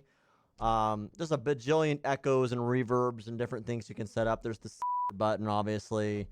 Yep. You know, being able to mute simultaneously, right? Like, Yep. if I got to take a call, guys, now it's back on. You know what I mean? Like, Yep. if That Asper's easy. is pissing me off, now you can't hear him when he talks. You know, like, so it's really versatile in that respect. And like, if I want music to be louder than gameplay for a moment in time, you can bind things to that. It gives you a lot of flexibility. And then, like I said, I still have everything hearing, so I constantly am always hearing everything. And that gets a little hard to get used to. But once you do, like, and you start playing with your switches, and like you can find the right setting for your hearing, and that's what your audience hears. It really makes for a really, really good experience from the stream. Like, sometimes you just don't know, like, man, like that's what they hear, that's what I hear. Right. Like, Yep. it really is kind of an eye-opening moment. So definitely graduate microphone before mixer for sure. But when you're ready to Yeah. make that leap, Go XLR. There's a Go XLR Mini, and there's a couple other Yep. comparable ones that do all these things. Mhm. The biggest functionality is just having those sliders, so you Yeah. can like have optimal different sound settings. So for microphone, for music, for gaming, for voice chat, Right. system overall, wherever, like having that autonomy is huge. 100%. Yeah, that's really it for the mixer, guys. So that'll wrap up our audio segment. If there's something else you want us to help you through, or something else you think we missed, leave it in the chat, leave it in the comments. You know, let us know. Shoot us a message on Discord or Mixer. So Yeah, absolutely. You know, and as we get through these tips of the week, a lot of them are going to start revolving around more, I think, streaming quality and things like that, because I think that's what we've been asked about. But if there's like something specifically in certain games or anything else, like we may not play those games, but we show prep all week. Like, Yep. we can become an expert pretty fast on at least getting you information that'll make it work. Right. You know, if it's about whatever it is. So at some point, we're going to be a little more thirsty for your feedback more than anything. Otherwise, we're going to sound like we're regurgitating. So super important that if there's something you want to know about, absolutely drop us a line so that we can include it in one of our future shows. Yeah. Great point. But that wraps up tips of the week. That wraps up the show. I hope you guys enjoyed all the new segments. I think the new segments were super neat. It's a new We little got to do add-on. closing thoughts, man. Get good at Tarkov, Venus. Okay, so I'll write that down. I'll get good at Tarkov between now and next week. But yeah, I mean, so first and foremost for me, closing thoughts from the show's end. Loved this or that. Look forward to next week being able to have both of us have stuff on there. And Asper's did do a couple, but it was like super gimmies. So we was like, you know what? Let's just throw that out. We're just going to have Asperus play because he's an Xbox guy. But next week, we're going to focus solely on, you know, us going back and forth. Because what I really want this to do, because next week is episode 1 of season 2, right? Yep. I Very think exciting. we're gonna make these couple segments, like, we're going to keep track of who wins. Like, have a little fun with you guys, right? So, like, Asperus is up this season versus, you know what I mean? And have a little fun with that. And I think we're going to come up with some kind of like maybe, and actually I didn't, this is completely improvised. Asper's doesn't even know what I'm talking about right now. Nope. I'm thinking about like, you know, at the end of 10 shows, assuming there's no tie, like the winner picks the loser's like punishment. Something Ooh, something I they like got to it. do like on I like it a stream or lot. on the show, On right? stream, absolutely. Yeah, so I think that'll be pretty neat. Yeah. So what we will definitely be doing that for sure. I think it'll be really fun to do as the as the segments grow. So this or that, awesome. Who the F is that guy? Super awesome. The only things that will rotate, obviously, will be those the I wish I would and the growing up probably won't make it into the next couple shows. Yeah. But word association's got a solid place. So I think we've really kind of rooted the show segments now, which is awesome. Really appreciate all the feedback we got to this point. You know, once the C word goes away. I think This Week in Gaming will make its way back into the show, so we'll probably have that extra segment back. Just with what's going on, we're just talking about cancellations and boring shit. So that's why we filtered it out, and we've done the show a little differently. So, but yeah, I'm super excited about what season 2 is gonna bring to us. What about you? Thoughts on show?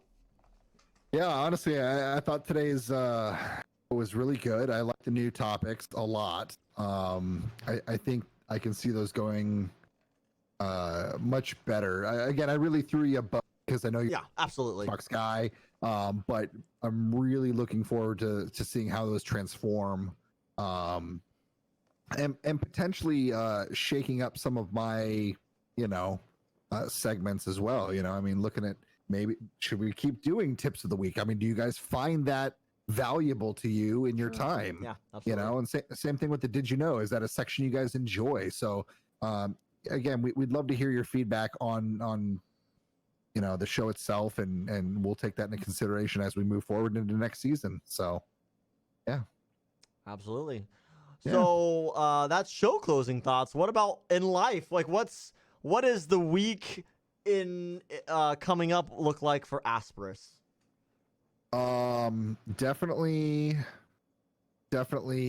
playing some Tarkov. So nice. I kind of got into Tarkov, and I think I'm going to try and hone my skills a little bit. And other than that, just kind of set up I got a new PC.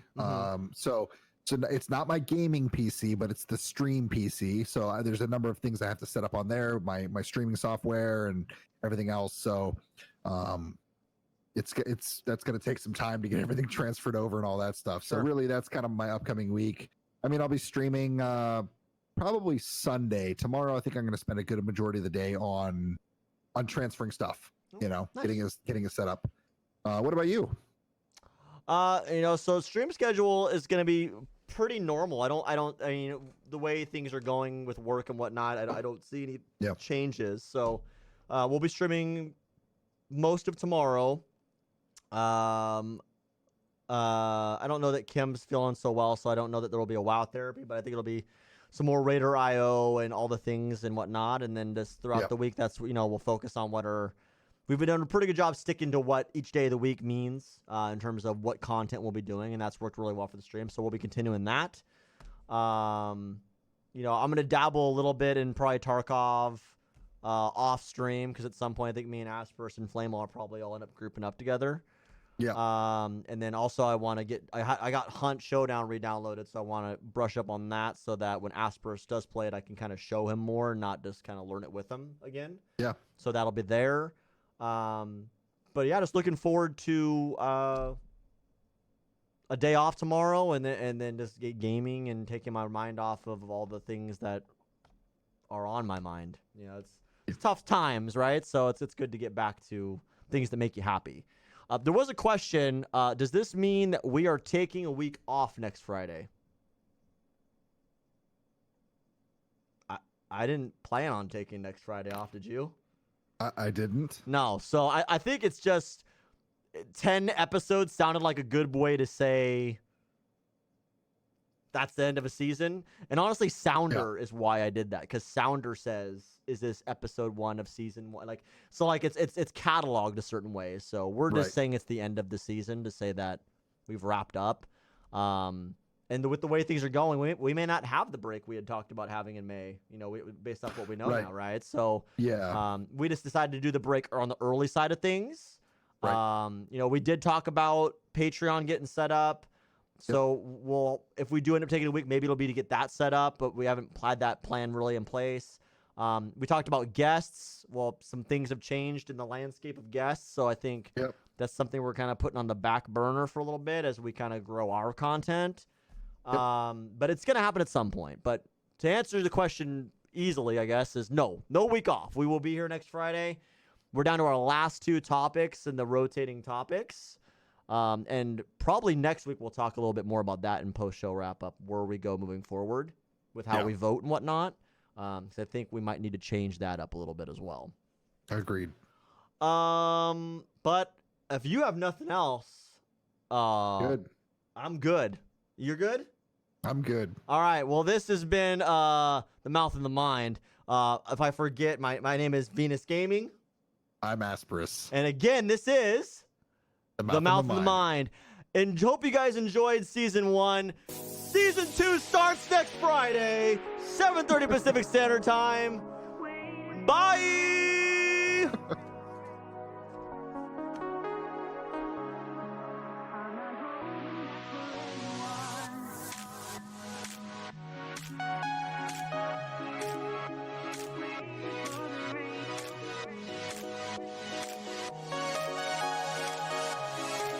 I'm not holding back for anyone.